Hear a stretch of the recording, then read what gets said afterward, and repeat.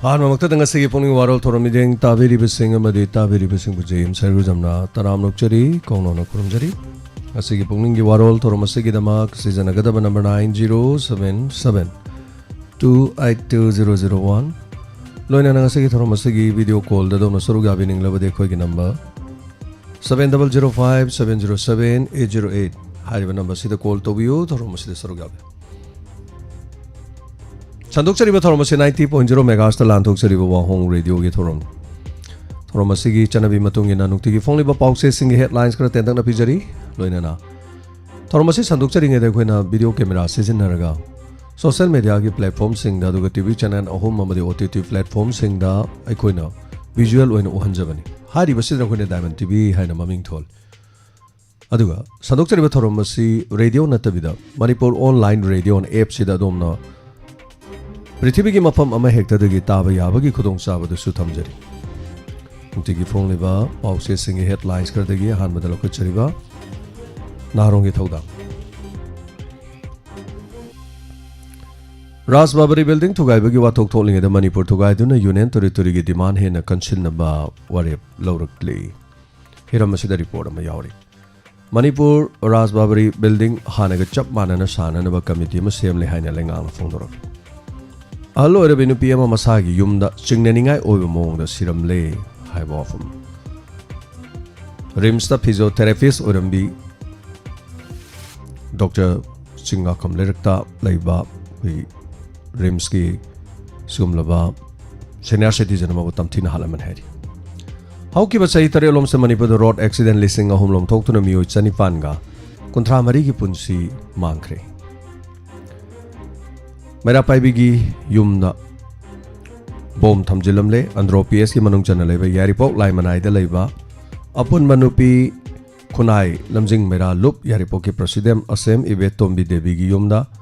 थमंबा गाड़ी कार मगी मखादा सकंग दब सिंगना Chinese hand grenade एमा थमजिलमने है राजबाबरी थौदोक थिजिंदुना चेनबा सिंगे सलोखना बा सुसिंद्रोना गवर्नर तकसिन खरे हरि उखरुल प्रेस क्लब संगाखरे Loop Kayana Raspberry Tugai Kiwagi Mayok Yaning the Bafundor. Security no Red John, Buffer John, Tamjinduna, Kaidok Nakraba, Maha with the BJP na Manipur Kahelo Lauri, MLA Ranjina, Maran Shiva Wafam Yard.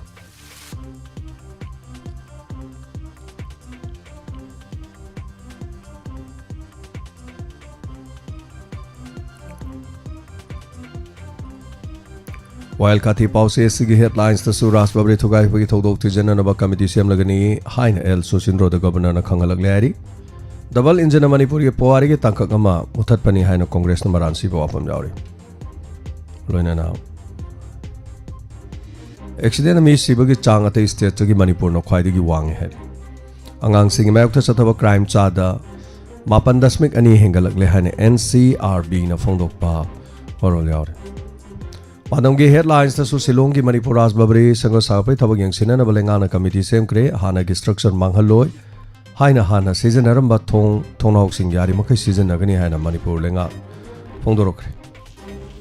Midday Melgi Polam Sing, Sample Logan Yang Sinmagitabuk Satari Hana Wise settles in a Fondokre. Lamdamasi performing arts in Yokanana Bamayang Lamba Mankana Governor the Taksin Cre, Penabu, GI Tech Fangana Bagimatang, the Governor Giponing Sing Sin Cre. Loina now. MSF की कुनगतरेत सुबह मापो कुमोन पांगथोक्रे Manipur official language act 1979 लेंगाना मपुंग भाना चनहनब थंबा चनहनदना थंबा लाइबक थिबने हाने MSF ना फोंदो पुवारो सेर मका थाबा पाउसेदा हुये लनपाउ मोदी अमसोंग अमित शाह की मखोंग कोलगा chief minister की फमदगी ताहदना बहोनबा लीडर मत कांग्रेस ते याउदे हाइना रंजितना फोंदोक्रे Tabak की पोथार अभी डॉक्टर रीता मयूम मक्तदमी हाथी ना हाथोक पिरमले है वो वापम जैन डांस एकेडमी की डायरेक्टर इन चार्ज के अपॉइंटमेंट हाई कोर्ट सिंगना रखले हरी लोइना ना मणिपुर राजबाबरी सिंकुप साना पुमते थुगाई क्रम मतुंग मणिपुर लेंगाना रिकंस्ट्रक्शन नमदि रेस्टोरेशन की थबक मॉनिटर मदि सुपरवाइजर तौननबगी कमिटी म सेमले हाइबा हिरमसिदा रिपोर्ट मसु यार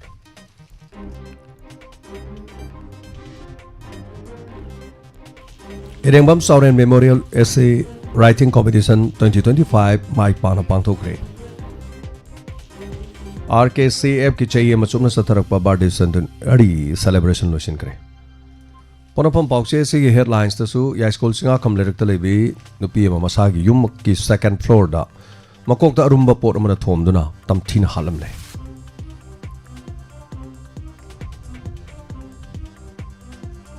पाउचे से यामा हेडलाइंस ममांग द पिजरी बसिंग नगा मानरे मानदा बसिंग हारेगदि रेड लैंड बिल्डिंग थुगारा मद चेना बसिंग सराक पियु मुसु मणिपुर राज बबरी थुगारी बसि पोवारी मुथपनि Congress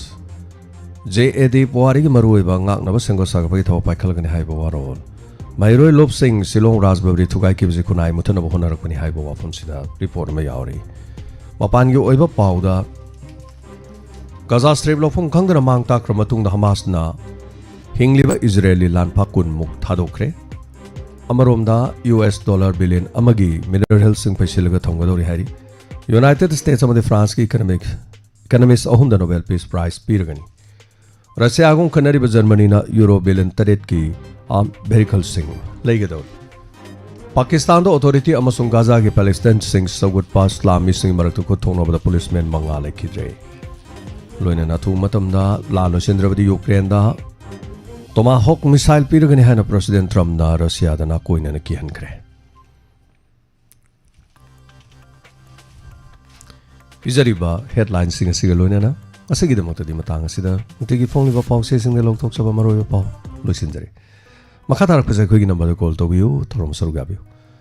arang thorom asida call phangki ba sing na thorom lepiu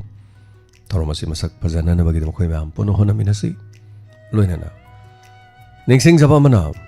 hauji pau gi oina Diamond TV WAHONG radio na ningol khudol haidane khoina khudol tamjaga da ba thorom asi Ningon chako bagi nomo walinge de kuna live oina nungthin da pangthok sagani pongning gi warol loiraba matungda hari basida do madom yaw yana na bagi damang ningol singna adong gi ming amadi yumna mobile number khak iraga khoida thajan birakani haujimak thajan ba yabagi matam leitri koi matam pijarakani madu hujik tegi thajaluba taragadi mi lising tara trang wala adi madu khoida awaba oigani aduna khoi akangna ba matam pijaraka na hari badu da soidana SMS thajan biu haujimak ki di khoi thabagi yaba pijadri matam lokthok charake Hari basi yaw na nabo hona bada adom diamond donors yaw ba yaw daba karigumba mata madu mari leina de masi yaw na nabo hona bada adom dagi lupa mata tingloi adon adom phone leitra ka su phone leiba mi madagi maming iraga adom gi mung manungi phone number ma hapiraga lore ado hari basi da ningol sing na saruga biyo kaisu yamba nati sumna tangi lupa lising ani gi case pirga ningol manga ka khanga dabani adubo hari basi da karigumba khoi gi donors masing yam khalakpa taraga di ningol manga si maybe ningol tara orakpi ai ningol kun orakpi ai aduga Karigumba donors laktragadi khoi ningon manga sina aroi bo jagani laibu phawdu yemgina sing ol sing mai kaida policing ani case hoina pi na mohona jari aduga marak sida khoi gi oza tomba sarang temna su khoi gi fee gumba yauna bagi wafam su habire aduna karigumba yaura kana na hariba fee du sini haduna ulaga khoi miyam na su hanjage athuba matam da hariba si numit kharani leiribani na khoi soidana miyam du charake ha wafam siga loina na ngasigi thoromasi da saruk yabiu loina na Ngasi asi inspector tayagi 1599 ni hayeng na 15 weroroi 1600 hai tara nan hayeng hari basigi dama aikoi akhana ba thoromam thamjari thoromasi da koina ngamjaba lupa changa changa pina bagi wahang pakhum entertainment program hai tara pangthok sana bagi tanja duma inspector tayagi thoromda saruga biu maya punama aikoi Inspector tayai sahi manga surakadore November gi tang tara da sahi manga chap sana fadoin aduna hari basigi nungai ba phongdok chabo ina lising amaga chatruk suruk bagi hai batare aduna November gi tang tara dusu akhana ba thorom thamjage yam saruga biu wafam si thamjari masini aduna ningol khudol haidene khoi gi maike gi tokjagadori basa ningol khudi mona saruga biu yari makai di khoi gi thorom taba ningol singna saruga biu khoi thorom tadaba singna lupa lising ani du khaki khalaga saru gabadi yadre adom adom na so esa tak smile lere na mi atopo khomjan bigano akoi thorom tadre gadi ko maram dia adom adom ne hena phango buna phaiba radio si taba mi ne hena phango budun phai hai be wani YouTube ta hoba koi program si bu taba imaivel sing chechal sing phango buna phadra ne aduna maina ta hokse baduna koina thamjari bani ngol khudol segi dama sponsor we bening ba sing su minglefam toroga pibira o khoida So thagachari ko la aro doi male ꯊꯧꯔꯝꯁꯤ ꯇꯦꯟꯁꯤꯟꯖꯔꯕꯅꯤ ꯍꯥꯏꯇꯥꯔꯦ ꯑꯩꯈꯣꯏꯅ ꯊꯧꯔꯝꯁꯤ ꯍꯥꯟꯅ ꯄꯨꯡ 1:30 ꯁꯟꯗꯣꯛꯕꯗꯤ ꯊꯧꯔꯝꯁꯤ ꯇꯦꯟꯁꯤꯟꯖꯔꯕꯅꯤ ꯀꯔꯤꯅꯣ ꯍꯥꯏꯀꯥꯟꯗ ꯊꯧꯔꯝꯁꯤꯗ ꯃꯁꯛ ꯐꯖꯅꯅꯕꯒꯤꯗꯃꯛ ꯍꯥꯏꯕ ꯇꯥꯔꯦ ꯊꯧꯔꯝ ꯁꯔꯨꯛ ꯌꯥꯕꯤꯌꯨ ꯀꯣꯜ ꯇꯧꯕꯤꯌꯨ ꯑꯩꯈꯣꯏꯒꯤ ꯅꯝꯕꯔꯗ ꯍꯥꯡꯗꯣꯛꯆꯔꯦ ꯅꯝꯕꯔꯁꯤ ꯑꯍꯥꯟꯕ ꯀꯣꯜ ꯀꯅꯥꯅ ꯑꯣꯏ ꯍꯥꯏꯕꯗꯨ ꯌꯦꯡꯃꯤꯟꯅꯁꯤ ꯊꯧꯔꯝꯗ ꯁꯔꯨꯛ ꯌꯥꯕꯤꯔꯒ ꯁꯔꯨꯛ ꯌꯥꯕꯤꯌꯨ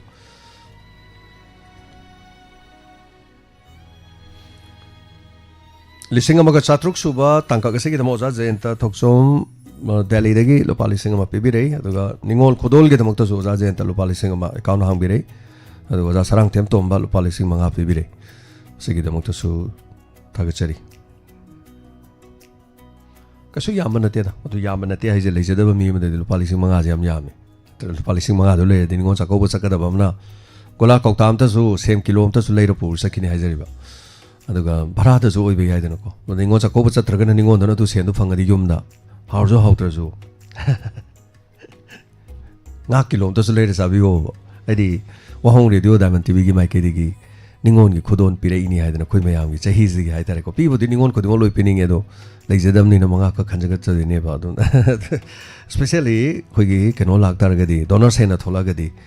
ꯑꯩ ꯑꯃ ꯉꯝꯖꯔꯒꯦꯅ ꯊꯣꯛꯂꯛꯑꯒꯗꯤ ꯃꯁꯤꯡ ꯑꯃ ꯍꯦꯟꯒꯠꯀꯅꯦꯕ ꯍꯜꯂꯣ ꯍꯜꯂꯣ ꯍꯜꯂꯣ ꯃꯤꯡ ꯑꯃꯗ ꯂꯩꯐꯝ ꯍꯥꯏꯕꯤꯌꯨ ꯁꯅꯥꯂꯩꯀꯩ ꯏꯃꯥ ꯇꯦꯖꯨꯞꯇꯤꯅꯤ ꯇꯔꯥꯃꯨꯛꯆꯔꯤ ꯏꯃꯥ ꯍꯥꯏꯕꯤꯌꯨ ꯁꯅꯥꯃꯤꯠꯁꯦ ꯀꯣꯜ ꯑꯝꯇ ꯇꯧꯗꯤꯌꯦ ꯑꯗꯩꯗ ꯑꯩꯅ ꯁꯨꯝ ꯑꯩꯈꯣꯏꯗꯤ ꯍꯩꯇꯕꯁꯦ ꯁꯨꯝ ꯇꯧꯗꯕ ꯍꯣꯏ ꯍꯣꯏ ꯏꯃꯥ ꯀꯩꯁꯨ ꯀꯥꯏꯗꯦ ꯏꯃꯥꯁꯤꯡꯗꯅ ꯁꯨꯝ ꯇꯥꯒꯦꯅ ꯁꯨꯝ ꯍꯥꯏꯖꯒꯦ ꯇꯧꯕꯅꯤꯅ ꯍꯣꯏ ꯍꯣꯏ ꯌꯥꯝ ꯅꯨꯡꯉꯥꯏꯖꯩ ꯁꯅꯥꯃꯤꯠꯀꯤ ꯑꯃꯠꯇ ꯇꯧꯗꯤꯌꯦ ꯀꯣꯜꯅꯨꯡꯗꯤ ꯀꯝꯂꯥꯡ ꯂꯩꯔꯛꯁꯤ ꯐꯣꯟ ꯇꯧꯕ ꯁꯪꯗꯕ ꯑꯣꯏꯔꯝꯅꯤ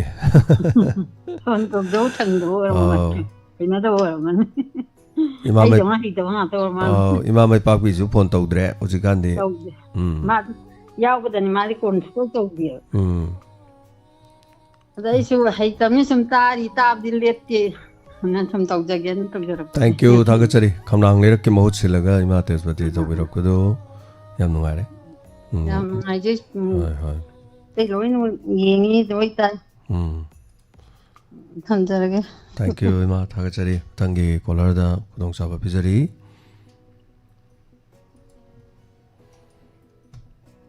ꯑꯗꯨꯅ ꯅꯤꯡꯉꯣꯜꯁꯤꯡ ꯃꯌꯥꯝ ꯀꯥꯎꯕꯤꯒꯅꯨ ꯑꯩꯈꯣꯏꯒꯤ ꯃꯔꯛꯇ ꯈꯨꯗꯣꯜꯗ ꯑꯩꯈꯣꯏꯒꯤ ꯑꯣꯖꯥ ꯁꯔꯥꯡꯊꯦꯝ ꯇꯣꯝꯕꯅ ꯐꯤꯁꯨ ꯍꯥꯞꯀꯅꯤ ꯍꯥꯏꯒꯨꯝꯁꯨ ꯇꯧꯔꯤ ꯐꯤ 2, 3, 4, 5 ꯈꯪꯗꯦ ꯑꯗꯨ ꯌꯦꯡꯉꯁꯤ ꯄꯤꯔꯛꯄꯗꯨ ꯌꯦꯡꯉꯀꯥꯟꯗ ꯍꯥꯏꯕ ꯇꯥꯔꯦ ꯑꯗꯨꯒ ꯆꯦꯆꯜꯁꯤꯡꯗ ꯑꯃꯨꯛ ꯍꯟꯅ ꯍꯥꯏꯖꯔꯤ ꯍꯥꯏꯕꯁꯦ ꯃꯁꯤ ꯌꯥꯎꯅꯕ ꯍꯣꯠꯅꯕꯗ ꯆꯦꯆꯜꯁꯤꯡ ꯀꯔꯤꯃꯠꯇ ꯋꯥꯕꯤꯒꯅꯨ ꯂꯨꯄꯥ ꯑꯃꯐꯥꯎ ꯇꯤꯡꯍꯟꯖꯔꯣꯏ ꯆꯦꯆꯜꯁꯤꯡꯒꯤꯀꯣ ꯑꯗꯨꯅ ꯁꯣꯏꯗꯅ ꯌꯥꯎꯕꯤꯌꯨ ꯇꯧꯕꯗꯗꯤ ꯑꯩꯈꯣꯏꯒꯤ ꯊꯧꯔꯝ ꯇꯥꯕꯁꯤꯡꯅ ꯌꯥꯎꯕꯤꯌꯨ ꯍꯥꯏꯗꯅ ꯍꯜꯂꯣ ꯃꯤꯡ ꯑꯃꯗ ꯂꯩꯐꯝ ꯍꯥꯏꯕꯤꯁꯦ Good afternoon, sir. Phone tꯧꯖꯔꯤꯕ ꯑꯩ sir ꯗꯣꯕ ꯈꯨꯔꯥꯏꯖꯝ ꯄꯤꯁꯨꯝꯗꯒꯤꯅꯤ sir. ꯇꯥꯛꯄꯤꯌꯨꯗ. Sir ꯍꯧꯖꯤꯛꯁꯤ ꯑꯩꯈꯣꯏꯒꯤ ꯅꯤꯉꯣꯜ ꯆꯥꯛꯀꯧꯕ ꯑꯃꯗꯤ ꯗꯤꯋꯥꯂꯤ sir ꯑꯩꯈꯣꯏ ꯅꯛꯁꯜꯂꯛꯄꯅ ꯑꯩꯈꯣꯏꯒꯤ ꯃꯅꯤꯄꯨꯔꯒꯤ ꯃꯐꯝ ꯈꯨꯗꯤꯡꯗ ꯂꯩꯔꯤꯕ ꯑꯩꯈꯣꯏꯒꯤ ꯀꯩꯊꯦꯜꯁꯤꯡꯁꯤ sir ꯑꯩꯈꯣꯏꯒꯤ ꯃꯤ ꯆꯤꯟꯕꯒꯤ ꯆꯥꯡꯁꯤ sir ꯌꯥꯝ ꯍꯦꯟꯒꯠꯂꯛꯑꯦ sir. ꯑꯩꯈꯣꯏꯅ ꯁꯨꯝ ꯌꯦꯡꯖꯕꯗ ꯊꯥꯏꯅꯗꯤ ꯅꯤꯉꯣꯜ ꯆꯥꯛꯀꯧꯕ ꯗꯤꯋꯥꯂꯤ ꯅꯣꯡ ꯅꯤꯅꯤꯗ ꯉꯥꯏꯔꯀꯥꯟꯗ ꯑꯣꯏꯅ ꯆꯤꯜꯂꯝꯕꯅꯤ ꯑꯗꯨꯕꯨ ꯍꯧꯖꯤꯛꯇꯤ ꯋꯥꯠꯂꯤꯉꯩꯁꯤꯗꯒꯤ ꯍꯧꯅ ꯑꯩꯈꯣꯏꯒꯤ ꯄꯣꯠ ꯆꯩ ꯂꯩꯕꯒꯤ ꯃꯤꯁꯤꯡꯁꯤꯅ ꯀ꯭ꯔꯤꯛ ꯌꯥꯝ ꯏꯟꯅꯔꯦ sir. ꯑꯁꯤꯗ ꯄꯣꯠ ꯄꯤꯖꯔꯤꯕ ꯄꯤꯔꯤꯕ ꯏꯆꯤꯜ ꯏꯅꯥꯎꯁꯤꯡꯗ ꯑꯩꯅ ꯑꯄꯤꯜ ꯑꯃꯇꯪ ꯇꯧꯖꯅꯤꯡꯖꯩ sir ꯍꯧꯖꯤꯛꯁꯤ ꯉꯁꯤ ꯉꯔꯥꯡꯁꯤ ꯑꯩꯈꯣꯏꯅ ꯁꯨꯝ ꯎꯖꯕꯗ ꯕꯖꯥꯔ ꯃꯅꯨꯡꯁꯤ sir ꯑꯩꯈꯣꯏꯒꯤ ꯕꯦꯛ ꯌꯦꯞꯈ꯭ꯔꯦ ꯕꯦꯛ ꯂꯥꯛꯈ꯭ꯔꯦ ꯑꯗꯒꯤ ꯄꯣꯀꯦꯠ ꯃꯥꯔꯒꯤ ꯁꯨꯝꯕꯒꯤ ꯊꯕꯛ ꯊꯧꯑꯣꯡꯁꯤꯡꯁꯦ sir ꯌꯥꯝ ꯇꯥꯏꯑꯦꯕ ꯑꯩꯅ ꯑꯗꯨꯅ ꯌꯥꯔꯒꯗꯤ ꯑꯩꯈꯣꯏꯒꯤ ꯌꯥꯝ ꯅꯨꯡꯉꯥꯏꯖꯗꯕ sir ꯁꯨꯝꯕꯁꯤꯡꯁꯦ ꯃꯔꯝꯗꯤ ꯑꯩꯈꯣꯏꯅ ꯃꯔꯨ ꯑꯣꯏꯅ sir ꯑꯩꯈꯣꯏꯅ ꯃꯣꯏꯅ ꯍꯨꯔꯥꯟꯕꯅ ꯍꯨꯔꯥꯜꯂꯤꯁꯦ sir ꯑꯩꯈꯣꯏ ꯏꯆꯝ ꯆꯝꯖꯕ ꯂꯣꯏꯖꯤꯟ ꯂꯣꯌꯥꯗꯒꯤ ꯂꯥꯛꯄ ꯍꯥꯏꯒꯗ꯭ꯔꯥ ꯏꯆꯝ ꯆꯝꯕ ꯀꯩꯁꯨ ꯈꯪꯖꯗꯕ ꯑꯗꯨꯒꯨꯝꯕꯁꯤꯡꯗꯅ ꯑꯣꯏꯅ ꯑꯩꯈꯣꯏꯅ ꯁꯨꯝ ꯎꯖꯩꯌꯦꯕ sir. ꯑꯗꯨꯅ ꯌꯥꯔꯒꯗꯤ ꯑꯩꯈꯣꯏꯒꯤ ꯄꯣꯠ ꯂꯩꯕ ꯂꯥꯛꯄ ꯃꯇꯝꯗ ꯅꯍꯥꯟꯋꯥꯏ ꯆꯦꯛꯁꯤꯟꯕꯗꯒꯤ ꯍꯧꯖꯤꯛꯀꯤ ꯃꯇꯝꯁꯤꯗ ꯑꯃꯨꯛꯀ ꯍꯦꯟꯅ ꯐꯣꯟꯒꯨꯝꯕ ꯃꯣꯕꯥꯏꯜꯒꯨꯝꯕ ꯒꯥꯔꯤꯒꯨꯝꯕꯁꯤ ꯆꯦꯛꯁꯤꯟꯕꯤꯌꯨ ꯒꯥꯔꯤ ꯈꯥꯝꯕꯤꯕ ꯇꯥꯔꯒꯁꯨ sir ꯄꯥꯔꯀꯤꯡꯗ ꯑꯣꯏꯅ ꯈꯥꯝꯕꯤꯌꯨ ꯀꯩꯁꯨ ꯂꯩꯇꯕ ꯂꯨꯄꯥ 10 ꯈꯛ ꯄꯥꯝꯃꯨꯕꯗꯒꯤ sir ꯃꯃꯜ ꯌꯥꯝꯕ ꯒꯥꯔꯤꯗꯨ sir ꯃꯥꯡꯈꯤꯅꯤ ꯑꯗꯨꯅ ꯅꯥꯏꯕꯦꯟ ꯏꯆꯦ ꯃꯌꯥꯝꯁꯨ ꯑꯩꯈꯣꯏꯒꯤ ꯄꯣꯠ ꯆꯩ ꯂꯥꯛꯄ ꯃꯇꯝꯗ ꯑꯩꯈꯣꯏꯒꯤ ꯕꯦꯛ ꯑꯃꯗꯤ ꯃꯣꯕꯥꯏꯜꯁꯤꯡꯁꯨ ꯈ꯭ꯋꯥꯏꯗꯒꯤ ꯆꯦꯛꯁꯤꯟꯒꯗꯕ ꯖꯒꯥꯗ ꯑꯣꯏꯅ ꯊꯝꯕꯤꯌꯨ sir ꯌꯥꯝ ꯅꯨꯡꯉꯥꯏꯇꯦ ꯑꯗꯨꯕꯨ ꯃꯣꯏꯅ ꯀꯞ ꯂꯥꯎꯖꯩ ꯍꯥꯏꯕꯒꯤ ꯋꯥꯅꯤ sir ꯍꯨꯔꯥꯟꯕꯁꯤꯡꯗꯨꯅꯗꯤ ꯀꯩꯁꯨ sir ꯃꯤꯅꯨꯡꯁꯤ ꯌꯦꯡꯉꯒ ꯑꯃꯨꯛ ꯄꯤꯔꯝꯒꯗꯕꯗꯤ ꯅꯠꯇꯦꯕ sir. ꯑꯗꯨꯅ ꯌꯥꯔꯒꯗꯤ ꯁꯨꯝꯕꯁꯤꯡꯒꯤ ꯇꯧꯕꯤꯒꯅꯨ ꯃꯌꯥꯝꯅꯗꯤ ꯍꯥꯏꯕ CCTV ꯀꯦꯃꯦꯔꯥ ꯄꯥꯜꯂꯤ ꯌꯦꯡꯉꯨ ꯍꯥꯏꯕ CCTV ꯀꯦꯃꯦꯔꯥ ꯑꯗꯨꯗꯤ sir ꯍꯨꯔꯥꯟꯕ ꯐꯥꯅꯕ ꯅꯠꯇꯦꯕ ꯍꯨꯔꯥꯟꯕ ꯌꯦꯡꯅꯕ ꯀꯦꯃꯦꯔꯥꯅꯦꯕ sir. ꯑꯗꯨꯅ ꯌꯥꯔꯒꯗꯤ ꯑꯩꯈꯣꯏꯒꯤ ꯏꯝꯐꯥꯜ ꯃꯅꯨꯡꯒꯤ ꯋꯥ ꯈꯛꯇ ꯅꯠꯇꯦ ꯇꯣꯉꯥꯟꯕ ꯗꯤꯁꯇ꯭ꯔꯤꯛꯇ ꯂꯩꯕꯤꯔꯤꯕ ꯀꯩꯊꯦꯜ ꯑꯆꯧꯕꯁꯤꯡꯗ ꯂꯩꯕꯤꯔꯤꯕ ꯗꯨꯀꯥꯟ ꯃꯥꯔꯀꯦꯇꯤꯡ ꯂꯥꯛꯄ ꯃꯇꯝꯗꯁꯨ ꯏꯁꯥꯒꯤ ꯍꯧꯖꯤꯛꯁꯤꯗꯤ sir ꯃꯤ ꯆꯤꯟꯕꯒꯤ ꯈꯨꯗꯣꯡꯆꯥꯕꯁꯤ ꯂꯧꯔꯒ sar huran basing sisu aduki matik yang kolai sar moisu masidagi huralaga sar koigi masih mane mayam ama chakau deini macha masugi mayam ama khona ga doini moisu karbar ne ba sar awudu masidi sana section moisu sar samna haibda ilujaraga mai magi nupi ne sangan charaga like for maga mangolo o na sar bor piraga moisu sar koigi lai ne ba sar mai pima aduna koi na su yam section bai sana section raga di sar upai le masim di upai su lei roi sar koi na police ta wakalu ni paru ni horen thadoro kani hayeng amu ita hobini sar aduna sana section ma sina pai ri na pai do lotion dar ko da hojik chi sa ningon sa ko bugi dokina gi tongan ba singda koi ge freeze o adagi sa tongan ba tv washing machine mayam ama offer pp da mayam the attraction mayam am oi adu mayam law da dia di koi ningon sa ko uda hidana gum chi ma hidana gum chi hai ba si sar adu to udu ma si ka hai na di ko na kengu si aroi maram di leje bana mai ma gi adum pija gi bani sa adu da pai gi na maru isi leje da ba koi na di sar mi gi ma to arai gi ma to ku tamu da lo re sar ma tamu da gi ne ba sa thola ko dai mayam se ma si dai koi na washing machine dukan yon ba yaroi digi ningon sa ko bugi mi ma na washing machine lai da kari gi no ga hamu yaroi sar fur ka ne ba sa mai angam bani na to na yari gi di koi na ai gi leje ri ba ai gi budget to ge ma tung ina ai gi to ga lo re ni to tam da dum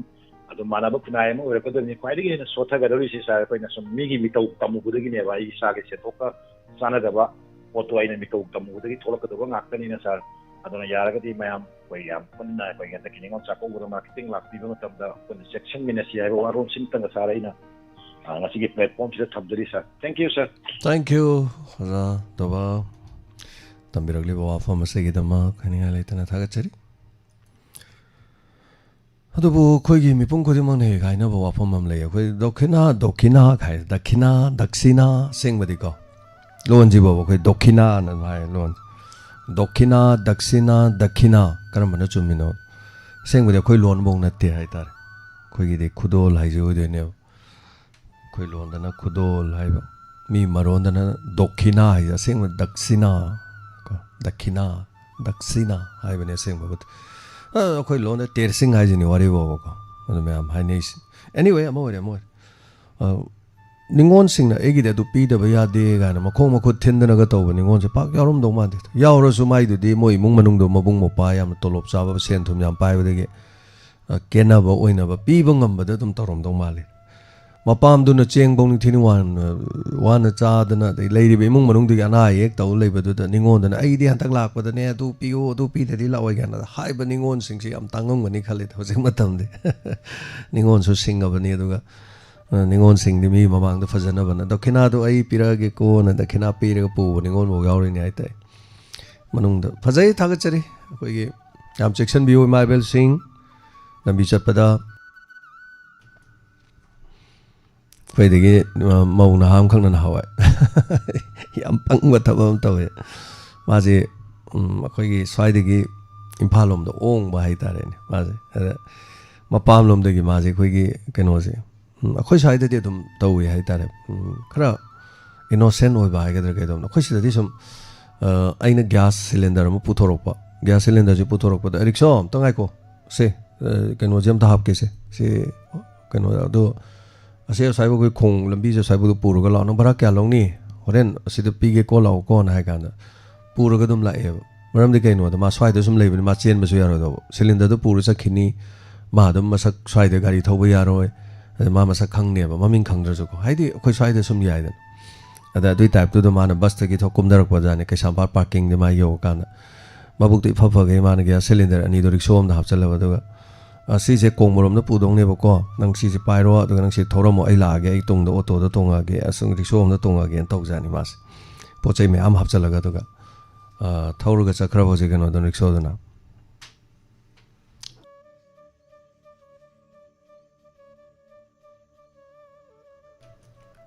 अदुना अदुम rickshaw the थोर चकिउ दे अदुम लाक्त्रबा हाइतारे चंग खिद्रे अदुम लाखिद्रे बदु call तो view मैं theorem सीधे शुरू का view hello सारे time को की बंग मोन जो तापियो वाहोंग रेडियो में प्लेटफॉर्म में करीबुमा का आयु पुनिंग होगा फोंदोक पे गया तब गया ये अकोई जाको माया दियो है ꯑꯗꯨꯅ ꯃꯔꯝ ꯑꯣꯏꯔꯒ ꯂꯩꯔꯛ ꯂꯥꯡꯈꯣꯡ ꯈꯨꯗꯤꯡꯗ ꯂꯒꯥꯎ ꯈꯥꯎꯕ ꯂꯒꯥꯎ ꯈꯥꯎꯕꯗꯨꯗ ꯑꯌꯨꯛ ꯈꯥꯎꯕꯗꯤ ꯍꯦꯟꯅ ꯅꯣꯡꯉꯥꯜꯂꯝꯗꯥꯏ ꯅꯣꯡꯉꯥꯟꯕꯧ ꯈꯥꯎꯔꯕ ꯑꯩꯈꯣꯏꯅ ꯋꯥꯛꯀꯤꯡ ꯆꯠꯄꯁꯤꯗ ꯎꯗꯕꯅꯤ ꯑꯗ ꯇꯧꯔꯤꯕ ꯂꯒꯥꯎ ꯈꯥꯎꯔꯤꯗꯨꯁꯨ ꯃꯦꯆꯣꯔ ꯑꯣꯏ ꯑꯉꯥꯡ ꯅꯨꯄꯥ ꯃꯆꯥ ꯃꯌꯥꯝ ꯑꯃ ꯎꯖꯕ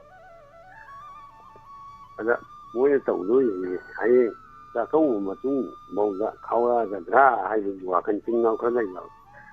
ꯇꯨꯡꯗ ꯃꯥꯡꯒꯗꯧꯕꯗꯨ ꯎꯕ ꯗꯦꯋꯥꯂꯤ ꯍꯔꯥꯎꯕꯁꯤ ꯖ꯭ꯋꯥꯔꯅꯤ ꯑꯗꯨꯒ ꯑꯃꯅ ꯅꯨꯄꯤ ꯑꯉꯥꯡꯐꯥꯎꯗ ꯈꯥꯎꯔꯕ ꯑꯗ ꯃꯆꯥꯅꯨꯄꯥꯅ ꯄꯩꯁꯥ ꯇꯝꯕ ꯃꯆꯥ ꯑꯗꯩ ꯃꯃꯥꯅ ꯂꯒꯥꯎ ꯈꯥꯎꯕ ꯃꯄꯥꯅ ꯌꯦꯡꯕ ꯃꯁꯤ ꯃꯐꯝ ꯑꯩꯅ ꯁꯨꯝ ꯌꯦꯡꯖꯕꯗ ꯑꯌꯥꯝꯕꯗ ꯑꯗꯨꯝ ꯅꯨꯄꯤꯅ ꯂꯒꯥꯎ ꯈꯥꯎꯕ ꯆꯠꯅꯕ ꯃꯁꯤꯕꯨ ꯍꯌꯦꯡ ꯃꯥꯏ ꯃꯆꯥ ꯃꯁꯨꯁꯤꯡꯒꯤ ꯇꯨꯡꯗ ꯀꯔꯤ ꯑꯣꯏꯔꯛꯀꯗꯒꯦ ꯃꯁꯤ ꯇꯧꯗꯕꯅ ꯐꯕ꯭ꯔꯥꯅ ꯁꯨꯝ ꯑꯩꯒꯤ ꯋꯥꯈꯜꯗ ꯁꯨꯝ ꯑꯩ ꯂꯩꯖꯕ ꯄꯨꯛꯅꯤꯡ ꯐꯣꯡꯗꯣꯛꯆꯔꯕꯅꯤ ꯁꯥꯔ ꯁꯤ ꯍꯥꯏꯖꯔꯒ ꯁꯨꯝ ꯊꯝꯖꯔꯒꯦ ꯊꯥꯒꯠꯆꯔꯤ ꯑꯣꯖꯥ ꯔꯒꯥꯎ ꯌꯥꯝ ꯈꯥꯎꯅꯔꯦ ꯃꯐꯝ ꯃꯐꯝꯗ ꯑꯗꯣ ꯔꯒꯥꯎꯁꯦ ꯑꯩꯈꯣꯏ ꯂꯩꯀꯥꯏꯒꯤꯗꯤ ꯈꯥꯎꯕ ꯌꯥꯔꯣꯏ ꯑꯩꯈꯣꯏ ꯂꯩꯀꯥꯏꯗꯗꯤ ꯇꯧꯕ ꯌꯥꯔꯣꯏ ꯍꯥꯏꯗꯅ ꯊꯤꯡꯕꯁꯨ ꯃꯌꯥꯝ ꯂꯩꯀꯣ ꯑꯗ ꯃꯣꯏꯔꯦ ꯌꯦꯁ ꯉꯔꯥꯡꯁꯨ ꯑꯩ ꯁꯨꯝ ꯒꯥꯔꯤ ꯊꯧꯔ ꯂꯥꯛꯄꯗ ꯅꯨꯄꯤ 2-3ꯅ ꯈꯥꯎꯕ ꯑꯗꯨꯝ ꯎꯔꯝꯃꯤ ꯅꯨꯄꯥꯅꯕꯨ ꯈꯥꯎꯗ꯭ꯔꯦ ꯅꯨꯄꯤꯅ ꯑꯗꯨꯝ ꯈꯥꯎꯔꯦ ꯍꯥꯏꯇꯥꯔꯦ ꯍꯜꯂꯣ ꯍꯜꯂꯣ ꯏꯆꯥꯉꯣ ꯏꯃꯥ ꯀꯩꯅꯣꯝꯇ ꯁꯦꯡꯗꯣꯛꯆꯔꯛꯀꯦ ꯇꯧꯕꯅꯦ ꯉꯔꯥꯡ ꯏꯃꯥ ꯏꯆꯥꯅ ꯁꯪꯒꯤꯇꯥꯗꯣ ꯗꯣꯅꯔ ꯌꯥꯎꯕ꯭ꯔꯥ ꯍꯥꯏꯕꯗ ꯑꯩꯅ ꯈꯪꯗꯗꯅ ꯌꯥꯎꯔꯦꯅ ꯈꯨꯝꯃꯨꯔꯦꯕ ꯑꯗꯨ ꯁꯪꯒꯤꯇꯥ ꯃꯁꯥꯅ ꯌꯥꯎꯗꯦ ꯍꯥꯟꯅ ꯍꯥꯏꯔꯛꯑꯦ ꯑꯗ ꯃꯥꯏ ꯅꯨꯄꯥꯅ ꯅꯣꯡꯃ ꯑꯩꯅ ꯇꯤꯚꯤ ꯌꯦꯡꯉꯤꯉꯩꯗ ꯑꯩꯈꯣꯏ ꯁꯪꯒꯤꯇꯥꯗꯤꯁꯤ ꯀꯨꯏꯔꯦꯅ ꯌꯥꯎꯕ ꯍꯥꯏꯅ ꯍꯥꯏꯕꯗꯨꯗ ꯑꯩ ꯗꯣꯅꯔ ꯌꯥꯎꯕꯩ ꯋꯥꯈꯜꯗ ꯍꯥꯏꯔꯨꯕ 이마 야우데 거의 티러버네 마찬가지나 하락비다 거기지 나 마야 컴도 야우에나 하루부두라 야우럼들이 아니나 아이한테 하기게나 폰 taujarapane 마 호이 어도 거기나서 티래버고 거기 티버다 마찬가지나 도나 야우이 하역과 마찬가지나 칸데 누피라 누파라 칸데 거기 마나 하역네 이제 마찬가지다 하이젤 아다이다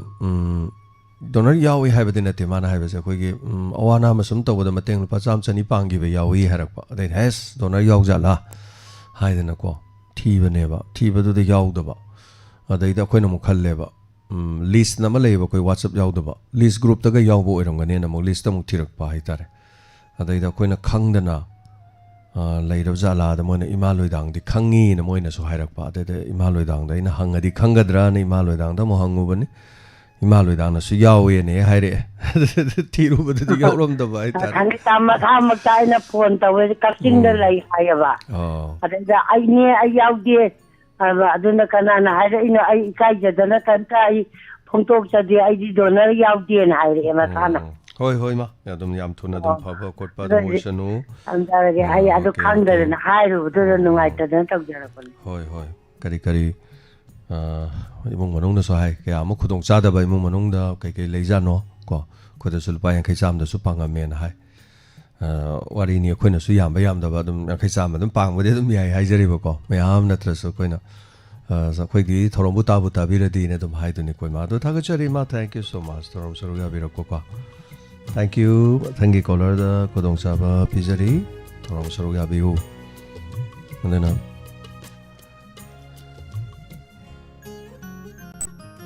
social media da loi urani da nupi na ga ga khau do dum urani ngarang sa igari khama namak ke bu toromane adai da ne namba ya da mo khak leba namorom ni na ina mo thagalo de ina ni khangni da na nang na gi video aya ba yaw da na thagali kai no na mi na haira di ai mo bera kai adana khoi pang tok to ya de ai tai tabak se adana mi gi video ga je ta na ma mi aya ba yaw da thaga ja phon te yam lu yi ko ra gaw kha hoi ga na ina thoi thaga ja phon te ada nam ja phon te na wakhan da jing long la pu de nam da na dum la kon hello mi ngam de lai from my view Hello, Isa James. I can about the ina and a canani. My view, Wafam, very happening ba? Takobana, Lako, Imana, how Kibagi, Takobu, where you can come again Imana. Go and sit over at Pani, which is Takoboga, Hawaii. Imago, Takobo, the Kinatum, Ilaga, Haitar. Imagining of the Maton the Popa, I do not you be maca ma puye nuba amaga pukak kharaga aduga matharo lumal ma kupsalaga puye puga sidana kaya ku hara hara tungile ne nga thonga sadare na hangam nga khate ko thonga me matam duga aduga sare sabulora jibi ko ne hara hara le duga di jibi ko lo matam apum ma mo mai thare jibi do ama kapu ko ni ama do pum ma nga sai ko sinji jibi pum ma me kapi anga ko se adu mane tawba adu ko jiki tawba sina kamai tawdi na haja ikai na jibi si yamna purolaga sidanaba aduga dakinada yamda tanaba matam gini adugu araibagi laitabagi ne kasara mahauna ibung ipaga saminaba imana pamjaba se araida singi matau tamuno aduga laitaba akoise laitabagi hana khando piraga ningon singina dubaina tawbiba imaj bakiyanda aduga yagi WAHONG video sina hadolakpa ima nungai na tajai sina program lakne honaba hangi program ne hai pasida ahinta tumde harau bada ipam jo ima se leida mina satpada nungai jam khangdaba akhoi maina sigi nungai besi mayam khangdaba singdi khangamoi khangbu singadi ima hai besi tum khangamani aduga sakhangnaba mai khangnaba pukhaugi inaw magai phone number launai phone mata taunai aduga wari sanai singi sibolata isadu so wari sanai aduga kayatu thigi sama aduga sumin jambu iman hayobu haijari polamna samaramata wari sanaba yamna nungai jaba thagachari ma matam dugi hoi khenaba chakobagi khenaba je khenaba mayam lei sumim ima matung ila sapada yen thongbra nga thongbaram charani adagidi loirakpada horen yubi khokpuduni am hauris yubi khoga chabado adai komla ga kho chani sem ga kho machem chabado yam da bena te duga makhoi ne charak pamju lei khoi ge nobab kho chare hai tare nungai budi ne ningon me yam adagi ningon gi macha me yam tai adagi ma makhoi me yam do koisalaga ne khoi di ma ma jam yame ma mari ngasi pula khomjalani atai somna kan gi ma gi som chimanau jing gi ma mayam ko pula lakpado koi lai ga nom jan bi bu nungai bu hai tare matam do thagachari thank you so much om surga biro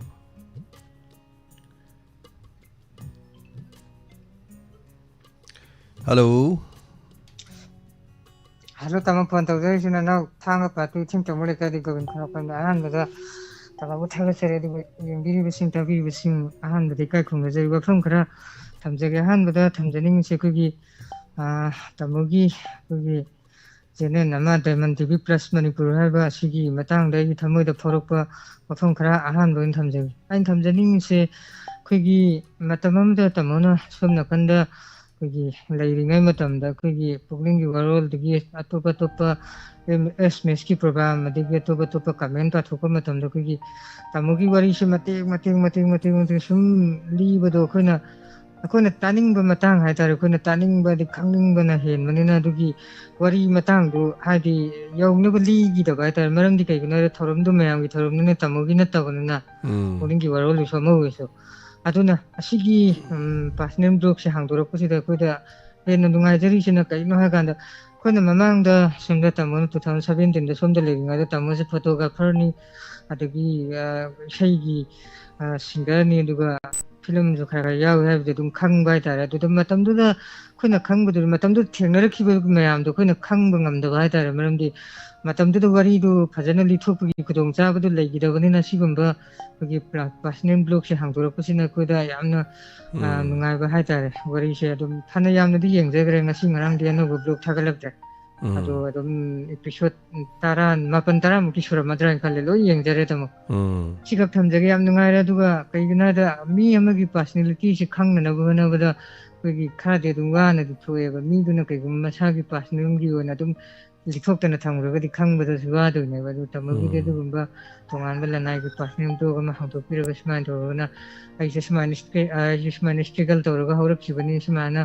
ꯏꯁꯩ ꯑꯃ ꯇꯝꯃꯛꯄꯒꯁꯦ ꯇꯔꯥꯏ ꯇꯔꯥꯏ ꯇꯝꯃꯛꯄ ꯅꯠꯇꯦ camera ꯄꯥꯏꯕꯒꯁꯦ ꯇꯔꯥꯏ ꯇꯔꯥꯏ ꯄꯥꯏꯕ ꯅꯠꯇꯦ ꯀꯥꯏꯗꯣ ꯄꯨꯔꯥ ꯐꯨꯜꯂꯤ ꯋꯥꯔꯤꯗꯣ ꯑꯩꯈꯣꯏꯅ ꯈꯪꯅꯤꯡꯕ ꯃꯈꯩꯗꯣ ꯂꯣꯏꯅ ꯈꯪꯕ ꯉꯝꯕꯒꯤ ꯉꯝꯍꯟꯅꯅꯕꯒꯤ ꯈꯨꯗꯣꯡꯆꯥꯕ ꯑꯃ ꯄꯤꯕꯤꯕꯒꯤꯗꯃꯛꯇ ꯇꯥꯃꯣꯕꯨ ꯍꯥꯏꯅꯤꯡꯉꯥꯏ ꯂꯩꯇꯅ ꯊꯥꯒꯠꯆꯔꯤ ꯃꯇꯥꯡ ꯆꯥꯕꯗꯁꯨ ꯁꯤꯗꯒꯤ ꯍꯦꯟꯅ ꯑꯩꯈꯣꯏꯒꯤ ꯇꯥꯃꯣꯒꯤ ꯍꯥꯏꯗꯣꯛꯇꯅ ꯊꯝꯕ ꯋꯥꯔꯤ ꯃꯌꯥꯝ ꯑꯃꯁꯨ ꯑꯩꯈꯣꯏꯒꯤ ꯃꯌꯥꯝꯗ ꯂꯤꯔꯒ ꯇꯥꯍꯟꯕꯤꯔꯛꯈꯤꯅꯤ ꯍꯥꯏꯅ ꯈꯜꯂꯤ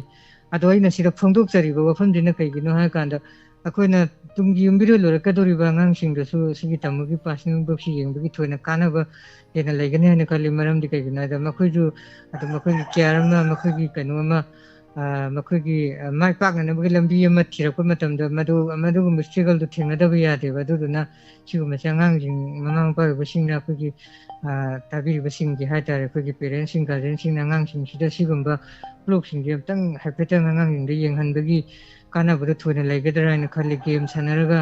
ꯑꯗꯒꯤ ꯐꯣꯟꯗ ꯅꯠꯇꯕ ꯋꯦꯕꯁꯥꯏꯠꯁꯤꯡꯗ ꯆꯪꯉꯒ ꯅꯠꯇꯕ ꯌꯦꯡꯕ ꯔꯤꯜ ꯌꯦꯡꯍꯟꯕꯒꯤ ꯃꯍꯨꯠꯇ ꯁꯤꯒꯨꯝꯕ ꯄꯥꯔꯁꯣꯅꯦꯂꯤꯇꯤ ꯍꯥꯏꯗꯤ ꯇꯥꯃꯣꯒꯤ ꯑꯣꯏꯕ ꯋꯥꯔꯤꯁꯤꯡꯁꯦ ꯌꯦꯡꯍꯟꯕꯒꯤ ꯀꯥꯟꯅꯕꯗꯣ ꯑꯉꯥꯡꯁꯤꯡꯗ soidan leigani hai wafam je ahan ba thamjage aduga ani subada thamjaning sina hojik se ningon chako me se yoksile aduna haijaningi wafam je na koi gi differently able sing da koi gi social welfare department na pibiri ba koi gi care allowance hai tare koi gi lipa lising ma changa gi sentham se yaraga di koi gi ningon chako ba se koi gi nanghan bi bagi nang na ba pithok pi ha wafam je thamjage maram de sidai sida koi gi nupi angang thiba differently able ma'am sule aduga macha masu shem godoga macha masu lektam godoga ma'am leba sina maram muraga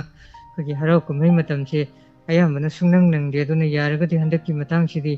koi mari lenaba singna amtang tabira kanda koi ningon chako ba sin nang na ba sentham se pithok pi wana haijage aduga atopa wafam amana koi hairiba senpham se koi chahi amada anirak kumba pithok piragadi tasingna nungaigani hana khalli maram de chahi amada humlak pibasina koida phanggadabase aikogi diu mayam chatpasina maram maraga diu se koigi hojikse diu se mayam ama leiba aduna yaragadi chahi amada humlak pibiribase aniraktang oina pibiragadi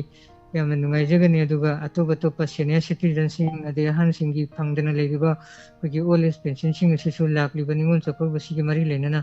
koigi athuba matamda koigi mari lenaba sing namtang yengsin biraga senpham sing se pithok pi ha wafam sina nana bero wafam in thamjage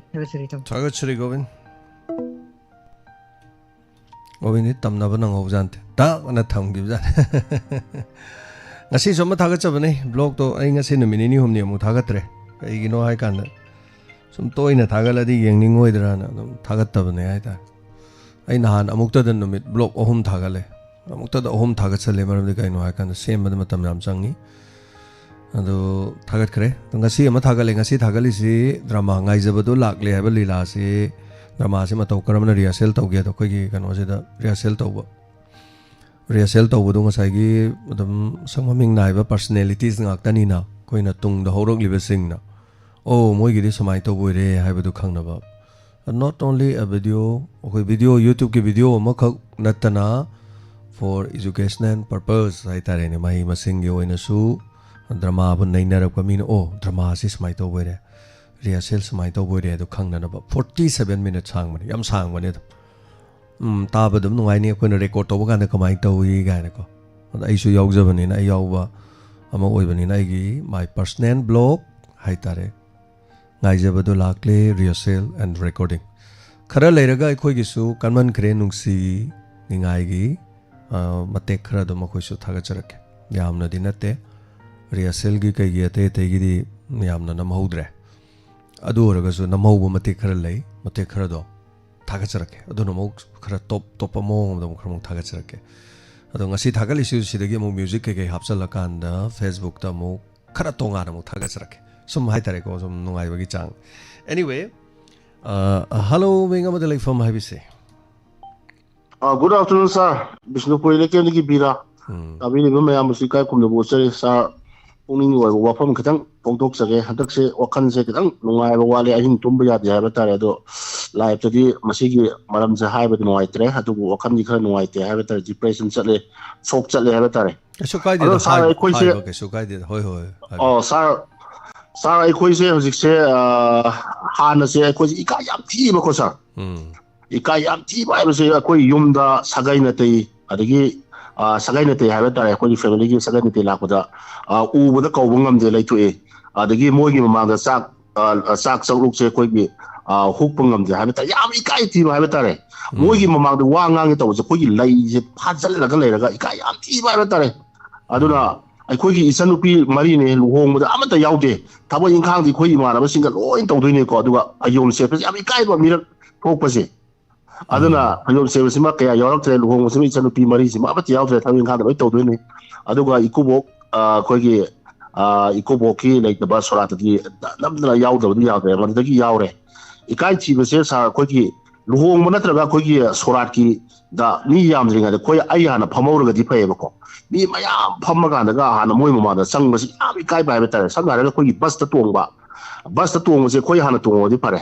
ꯅꯠꯇ꯭ꯔꯒ ꯂꯝꯕꯤ ꯂꯝꯈꯥꯡꯗꯒꯤ ꯇꯣꯡꯉꯒ ꯃꯃꯥꯡꯗꯒꯤ ꯀꯥꯕꯁꯦ ꯃꯌꯥꯝꯅ ꯌꯦꯡꯁꯤꯜꯂꯛꯄꯒꯤ ꯀꯩꯅꯣꯁꯦ ꯃꯁꯤ ꯌꯥꯝꯅ ꯑꯩꯈꯣꯏꯗ ꯀꯩ ꯍꯥꯏꯅꯤ ꯌꯥꯝꯅ ꯏꯀꯥꯏꯕ ꯍꯥꯏꯕ ꯇꯥꯔꯦꯀꯣ ꯃꯅꯤꯡꯂꯣꯝꯗꯒꯤ ꯀꯥꯕꯅ ꯑꯃꯨꯛ ꯐꯩꯌꯦꯕꯀꯣ ꯕꯁꯁꯦ ꯈꯥꯝꯕ ꯃꯇꯝꯗ ꯃꯃꯥꯡꯗꯒꯤ ꯀꯥꯕꯁꯦ ꯃꯌꯥꯝꯗꯨꯅ ꯌꯦꯡꯁꯤꯜꯂꯛꯄꯗ ꯑꯩꯈꯣꯏꯁꯦ ꯀꯔꯤ ꯍꯥꯏꯅ ꯇꯧꯐꯝ ꯈꯪꯗꯕ ꯌꯥꯝ ꯏꯀꯥꯏ ꯊꯤꯕ ꯍꯥꯏꯕ ꯇꯥꯔꯦ ꯁꯥꯔ ꯑꯗꯨꯅ ꯂꯥꯛꯆꯅꯤꯡꯉꯤ ꯄꯣꯏꯟꯇꯤ ꯑꯩꯈꯣꯏꯒꯤ ꯂꯥꯟꯒꯤ ꯆꯩꯊꯦꯡꯅꯕ ꯃꯇꯝꯗ ꯑꯩꯈꯣꯏꯗꯤ ꯏꯀꯥꯏꯔꯒꯁꯨ ꯃꯗꯨꯒꯤ ꯊꯧꯅꯥ ꯑꯃꯗꯤ ꯑꯩꯈꯣꯏꯒꯤ ꯀꯩꯅꯣꯁꯤꯅ ꯆꯩꯊꯦꯡꯁꯤꯅ ꯑꯩꯈꯣꯏꯒꯤ ꯂꯥꯟꯒꯤ ꯆꯩꯊꯦꯡꯁꯤꯅ ꯏꯀꯥꯏꯕꯗꯣ ꯅꯝꯈꯥꯏꯔꯀꯥꯟꯗ ꯂꯥꯛꯑꯦ ꯑꯗꯣ ꯈ꯭ꯋꯥꯏꯗꯒꯤ ꯃꯔꯨꯑꯣꯏꯁꯦ ꯍꯥꯏꯖꯅꯤꯡꯉꯤꯗꯤ ꯑꯩꯈꯣꯏꯒꯤ ꯄꯨꯛꯅꯤꯡꯒꯤ ꯋꯥꯔꯣꯜ ꯌꯥꯎꯕꯁꯦ ꯃꯇꯝ ꯁꯥꯡꯅ ꯌꯥꯎꯔꯛꯑꯦ ꯑꯗꯨꯕꯨ ꯄꯥꯈꯠꯄ ꯊꯨꯀꯠꯄ ꯀꯤꯕꯗꯤ ꯈꯤꯇꯪꯗꯤ ꯂꯩꯔꯤ ꯍꯥꯏꯕ ꯇꯥꯔꯦ ꯃꯁꯤꯃ ꯍꯟꯗ꯭ꯔꯤ ꯍꯥꯏꯕ ꯇꯥꯔꯦ ꯑꯗꯨꯒ ꯑꯩꯈꯣꯏꯒꯤꯗꯤ ꯄꯨꯛꯅꯤꯡꯒꯤ ꯋꯥꯔꯣꯜ ꯌꯥꯎꯕꯁꯤꯅ ꯌꯥꯝ ꯀꯥꯟꯅꯕꯁꯦ ꯀꯩꯅꯣ ꯍꯥꯏꯔꯒ ꯑꯩꯈꯣꯏꯒꯤ ꯄ꯭ꯔꯤꯄꯦꯔꯦꯁꯟ ꯄ꯭ꯔꯥꯛꯇꯤꯀꯦꯜ ꯄꯥꯔꯁꯣꯅꯦꯂꯤꯇꯤ ꯋꯥ ꯉꯥꯡꯕꯗ ꯀꯃꯥꯏꯅ ꯑꯩꯈꯣꯏꯅ ꯊꯧꯅꯥ ꯐꯅ ꯃꯇꯤꯡ ꯂꯩꯅ ꯋꯥ ꯉꯥꯡꯕ ꯉꯝꯒꯅꯤ ꯍꯥꯏꯕꯁꯤ ꯑꯩꯈꯣꯏꯒꯤ ꯄꯨꯛꯅꯤꯡ ꯂꯧꯁꯤꯡ ꯄꯨꯛꯅꯤꯡꯒꯤ ꯋꯥꯔꯣꯜꯗꯒꯤ ꯌꯥꯝ ꯐꯪꯉꯦ ꯍꯥꯏꯕ ꯇꯥꯔꯦꯀꯣ ꯁꯥꯔꯗꯒꯤꯁꯨ ꯌꯥꯝ ꯐꯪꯖꯩ ꯍꯥꯏꯕ ꯇꯥꯔꯦ ꯅꯣꯂꯦꯖ ꯄꯥꯔꯁꯣꯅꯦꯂꯤꯇꯤ ꯑꯗꯒꯤ ꯑꯗꯨꯒꯨꯝꯕꯁꯨ ꯌꯥꯝ ꯐꯪꯉꯦ ꯑꯗꯨꯒ ꯑꯩꯈꯣꯏꯅ ꯃꯤꯇꯤꯡ ꯑꯆꯧ ꯑꯆꯧꯕ ꯑꯩꯒꯤ ꯄꯨꯟꯁꯤꯗ ꯂꯩꯀꯥꯏꯗ ꯂꯩꯕ ꯃꯇꯝꯗ ꯑꯩ ꯅꯣꯡꯃꯇ ꯃꯤꯃꯥꯡ ꯊꯣꯛꯑꯒ ꯋꯥ ꯉꯥꯡꯕ ꯉꯝꯗꯕꯗꯣ ꯉꯁꯤꯗꯤ ꯑꯩꯈꯣꯏꯒꯤ ꯔꯤꯂꯤꯐ ꯀꯦꯝꯞꯇ ꯐꯪꯁꯟ ꯀꯌꯥꯗ ꯃꯌꯥꯝ ꯇꯤꯟꯕꯗ ꯉꯔꯥꯡ ꯅꯍꯥꯟ ꯇꯥꯡ 12ꯒꯤꯁꯨ ꯃꯥꯁ ꯃꯤꯇꯤꯡ ꯑꯃ ꯑꯩꯈꯣꯏ ꯔꯤꯂꯤꯐ ꯀꯦꯝꯞꯁꯤ ꯇꯧꯋꯦ ꯑꯩꯈꯣꯏꯒꯤ ꯀꯩꯅꯣꯁꯦ ꯀꯝꯄꯥꯎꯟꯁꯦ ꯈꯔ ꯆꯥꯎꯕ ꯎꯔꯨꯝ ꯋꯥꯔꯨꯝꯁꯨ ꯑꯣꯏꯕꯅꯤꯅ ꯃꯌꯥꯝ ꯇꯧꯕ ꯀꯥꯟꯗ ꯑꯩꯁꯦ ꯍꯨꯏ ꯆꯥꯁꯦ ꯏꯟꯁꯜꯂꯒ ꯃꯌꯥꯝꯒꯤ ꯃꯃꯥꯡꯗ ꯑꯩꯁꯨ ꯋꯥ ꯉꯥꯡꯕ ꯌꯥꯎꯋꯦꯕꯀꯣ ꯃꯇꯨꯡꯗꯤ ꯑꯩ ꯍꯥꯏꯖꯔꯛꯑꯣ ꯃꯔꯝꯗꯣ ꯋꯥ ꯉꯥꯡꯉꯦ ꯑꯩꯁꯨ ꯑꯗꯨꯒꯨꯝꯕ ꯑꯀꯤꯕ ꯑꯗꯨꯒꯤ ꯀꯩꯅꯣ ꯇꯧꯕ ꯂꯩꯕꯗꯣ ꯁꯥꯔ ꯉꯥꯡꯕ ꯍꯧꯈ꯭ꯔꯒꯗꯤ ꯑꯩꯈꯣꯏꯒꯤ ꯅꯨꯡꯉꯥꯏꯕ ꯃꯍꯥꯎ ꯑꯃꯁꯨ ꯂꯥꯛꯑꯦ ꯍꯥꯏꯕ ꯇꯥꯔꯦ ꯑꯩꯈꯣꯏꯅ ꯃꯟꯗꯣꯞ ꯃꯌꯥꯏ ꯆꯪꯕ ꯃꯇꯝꯗ ꯄꯩꯁꯥ ꯊꯥꯕ ꯃꯇꯝꯗ ꯌꯥꯝ ꯀꯤꯔꯝꯕ ꯏꯀꯥꯏꯕꯗꯣ ꯍꯟꯖꯤꯟ ꯍꯟꯖꯤꯟ ꯄꯩꯁꯥ ꯊꯥꯅꯤꯡꯕꯒꯤ ꯑꯩꯈꯣꯏꯒꯤ ꯔꯥꯒ ꯅꯨꯡꯉꯥꯏꯕ ꯑꯃ ꯐꯥꯎꯔꯛꯄ ꯑꯗꯨꯃꯥꯏꯅ ꯑꯩꯈꯣꯏꯁꯨ ꯀꯟꯐ꯭ꯔꯦꯟꯁꯇ ꯋꯥ ꯉꯥꯡꯕꯁꯦ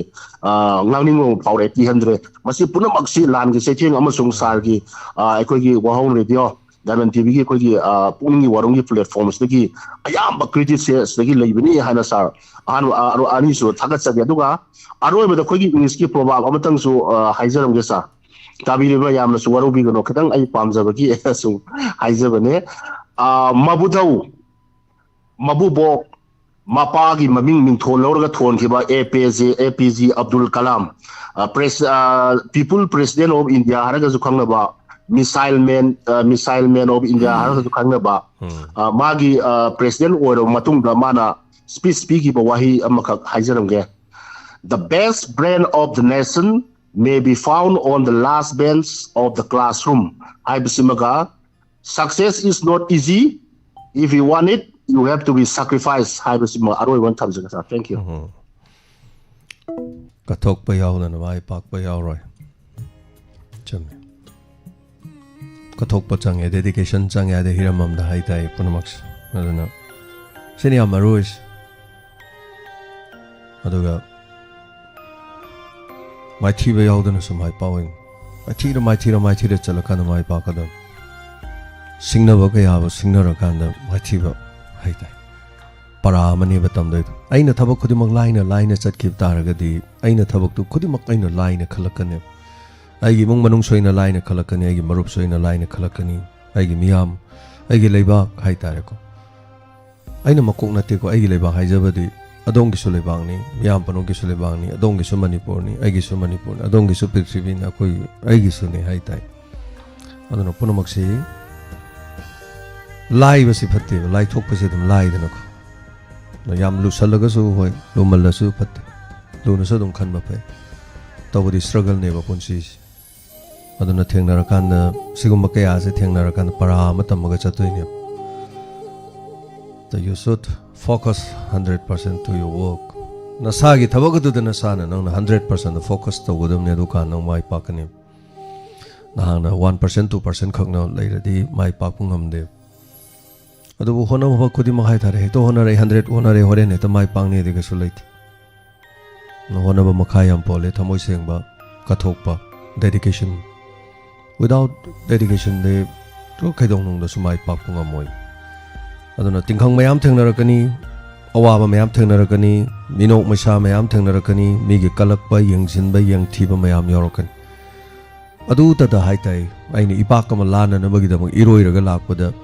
ꯂꯥꯜꯂꯤꯕ ꯏꯄꯥꯛꯇꯨꯗ ꯆꯩꯇꯦꯛ ꯁꯤꯡꯅꯅꯤ ꯀꯥꯎꯁꯤꯡ ꯊꯦꯡꯅꯅꯤ ꯐꯨꯝꯗꯤ ꯊꯦꯡꯅꯅꯤ ꯐꯠꯇꯕ ꯊꯦꯡꯅꯅꯤ ꯑꯄꯨꯝ ꯑꯁꯥ ꯊꯦꯡꯅꯅꯤ ꯑꯅꯩꯕ ꯊꯦꯡꯅꯅꯤ ꯑꯔꯨꯕ ꯊꯦꯡꯅꯅꯤ ꯄꯨꯝꯅꯃꯛꯅꯤ ꯁꯤꯅꯤ this is life it's called life ꯄꯨꯟꯁꯤ ꯍꯥꯏꯗꯨ ꯁꯤꯅꯤ ꯍꯜꯂꯣ ꯃꯤꯡ ꯑꯃꯗ ꯂꯩꯐꯝ ꯍꯥꯏꯕꯤꯁꯤ ꯏꯕꯨꯡꯉꯣ 이마 북하이마 메마 이마는 이자부 이자이 콤나저리 이봉어 저 라이에 나 이마네 자비 이마 마야암 이마는 고름저리 이마 작곡 절로이드로 이마 진짜 거기나 보고 까남 레이제다 그이기노 이빵게 미모 레이트라보 아 다이먼드 다이먼드 데비다 라이드나 로이라 이바기 이빵게 미모 레이트라보 이분 빨래라미 레이드래 이마이 빠져 레이드래 아 데비다 라이드나 로이라 아도 하이행 이마소 밍 아마 타절로 밍 타절라 칸데 루파 리싱 아니도 파워라디 아코이나 쿠돈 폿 피럭ꯄꯅꯦ ꯈꯜꯂꯒ 이마도 아코이나 사코름네나 칼로 아두가 이마다 파워라디 nga kokta amor thong cha ri na isa mayam ano isa na ha mayam tawjani da ima kai daw ne ni ko hoi hoi ma mayam ima se hogalak li mayam da kathok sa ge si ne na ha mayam si ima je pukhi ma pan thole ima gi pukhi ma lei do maning da ado usie sing gi ama ta lag tare ada aina sum isagi phajaba lamjeng hanba adai isana isai sakpado ado ai imaji tawroi tawbane tawdaba ngamdeba phaja mandana isa jamda thaga chena tawrakpane isa sadana nagi isai ga sakpado yam phajaye isana ngore isa sadana da du tarang godra khangdi ba ma pu khaw de isai sakla ima ga ju khangna ma ima da nungsi ina tawbi khangna bi ban ma gi mi ngakani da loina ma pu khaw da ai ima ma lai bane lak paro gai na da ai sa lai ne chen da ni yam nungsi bane isa da ju yam sa bane hoi hoi ai sai ji pan da kra ba ima di sai ji di ada yam phajaye bungo yam phajaye isana tawbibado aduna moena nuai gare hadan girakko hoi hoi ma mayam yengdrasu akhoi gi leiriba family gi mi lising ama ni sini yengbira lore yam nuai da isa ko adagi na sakna marom phajari ba lam ga si akuti rai akhoi khangthaba adai isai yam thopi rai isai yam thadai jang thak boi isai jingdo adi yam phajai da khangde da isa je khangde da hoi hoi ma ngauri ni aisu thagachari adai oh ratanagi sai su phajabane mara man ka dum thabiro ima hoi tai thamandana patlamni da nungti gi ayukta dum thaban yam phajai wa isa du na da yin ba thank you ima so na ganu ima hoi hinginga da punnam ta chakko ngamre yeng ai se chakko bo da su ko bo di yabane ba ado ngamdre leitabam yaudana hai tare ko ai se sonda aina lam loksan madi yum kai khar sa ba gi khot pa gi to gi mingon dei jo khar pure ona punchi da mingon dei sen pu dam ne do khar pure ho kan ngamna ba hai tare ni ko adum hona ni de ma ka sunate ai su pa le te ai khol yung ging khol son da lebing khol ani yo le lom ju yo le som da sin kholam yo le ta ai punna ma pham mari yo le ai gi leibal lan thum da amuk sitte ho kana mo pam dar ba khang ado sit taragadi ko sit maron khar jo sem ka sagat ke degi sem sa ge generator chau lei ge drone lei ge studio ma sem ge ko mai so khal le be ma isa jo am patte tum hida guli dum chai tha ma gi sari hida guli yam chai palising tram nga ya hida guli chai dum aduna dum hingini aduna everything hai ta singli nauri kari kra everything as problem ngak ta ne de ma imana chakobi na leitre hai do dum nuksi akoi su imagi matung ilaga chakoba chapado saura khan di chakoba chapado kai re ne di chatre ba ado pakhang par ko di khasu chatre phane am chawo du chalam me ai class 4 class 4 5 pau di jalam male adai di kai jare dum chatre sibne hai ta matam matam gi matungina awon bo hong musiloi na pore matam na pore sako wala ko da mi pung khudi mo kafali sako wala ko da mi pung khudi no hali maning thungba kana na maning thunga ga madugi namada pochai me am leiba gi firon charon me am leiba kana go mana leiba ngam da bagi leidi lening ke do we lening oi da adana leita bai mung manung da di lening ba kya do yeng yeng adum to om doi ne masai kumai is da loi gradi phadau ne ta hello minga ma de lai from hai bi se hello hello tamo nam de ki somorje tamo somorje hai bi kari wa hom hai bi ning kuire tamo phone taw da so dum ta ba dum ta je tamo kuire adu bo wapam tamo hom katang pukatse ke tamo hai bi akogi ai tamo to sai akoi rabot ke mari lena na nomini gi social service ke mun taw gi koi lambi gi seng bagi video photo mate ma chu tamo thaja gi bane adu su happy be abra adu su ya ga di happy yo tamo ai uhanjare mayam da uhanjari adu gai wafam ahum badang pukatse ke tamo koi adi di ai na mafam se mayam da uhali ba mafam se sinam lambi hai do kai hai do no sinam dagi junang kuno koi melo taba lambi hai batare okay matai matai de labu loi leraga khong sien bane buko u tha bane koi na tha ja bane dam kana koi na kona jaraga chena ja bane sum rangam ba meyam gi kita da sum pothabam kaita mayam su pungning su nungai ba kha sum sangpat ja bane tu wa tha bagi akoi andam da sum pona ja bane dam du wa pam ahung kadang bukhat ke dam habio mamang digi aina tamo da tum hajaraga lakpa khoi jik lorok pantha la ya tamo lorok pantha la banina hojiki u thai jigi makhong ida so mu lau yeraga phau kamjalam madigi tamo angau ba kana na no khangde mu mai thadok piram na u hapatre yaw di yaw tamo ai kawre mudum ja phautre tumaina tawbu ji su tawbi gano khoi gi makha da ISTB mari kari ka su mayam satpani aduna yarige di lau yeba isinau singna kamjalaga ju khara yengaga khara dum inthok piba kedo biba yabra na hajage damo afam je duga afam mamana damo ko gi handaki damo ko gi government eviction tawri sida ko gi amna appeal ko gi kaino ha tare suggestion ha ba tare damo ko gi tawri ba potse loi gra matung da government piriba putsing ji suribra sudabra kamai tawri kaina haibagi ko gi sum yangchalam ningi apamba ma leja ba tare da hajaba tare damo ko gi government na disibu thugai waraga akoi thugai jarage na mapuna di lehurani aduga government na tawriba putsing du yobra yodabra haibagi ama yanghaning bagi apam su leje aduga mu yore khalaga ju sigi ba jaga ju ti government gi ni ko akoi na matung ne ke sajan ba yade ama ke akoi gi tawsan ba yade ko na akoi gi kai gum yolama pilama yungaga sibu ki khatle ni akoi na semning thaning bale ga ju sigi manung dei tawgadabani haibagi kai gum ba ma yungaga thambire tamo to ki mati nuwai jani haiba tare tamo aduga wafam amatanga tamo ko gi sigi eviction ji da ko gi turen khongung je sim tanga tamo eviction la ko gi tawbiraga di am nuwai jagani ni tamo ko gi turen ji jo ko gi kongwa marin ne ko kongwa marin na ko kongwa turen gi horopam je ko kongwa maru na ko lai pham nen hujiki kana lan keno ga tawba sing thaki singsang range pareng ko gi sinam longi ani ji ga punjalaga yuna khono ba khuljida punjan graga amato ene sien graga kongwa marin turen se ogena duna turen ji tamo labu ka taina laibni loi khopchan na bada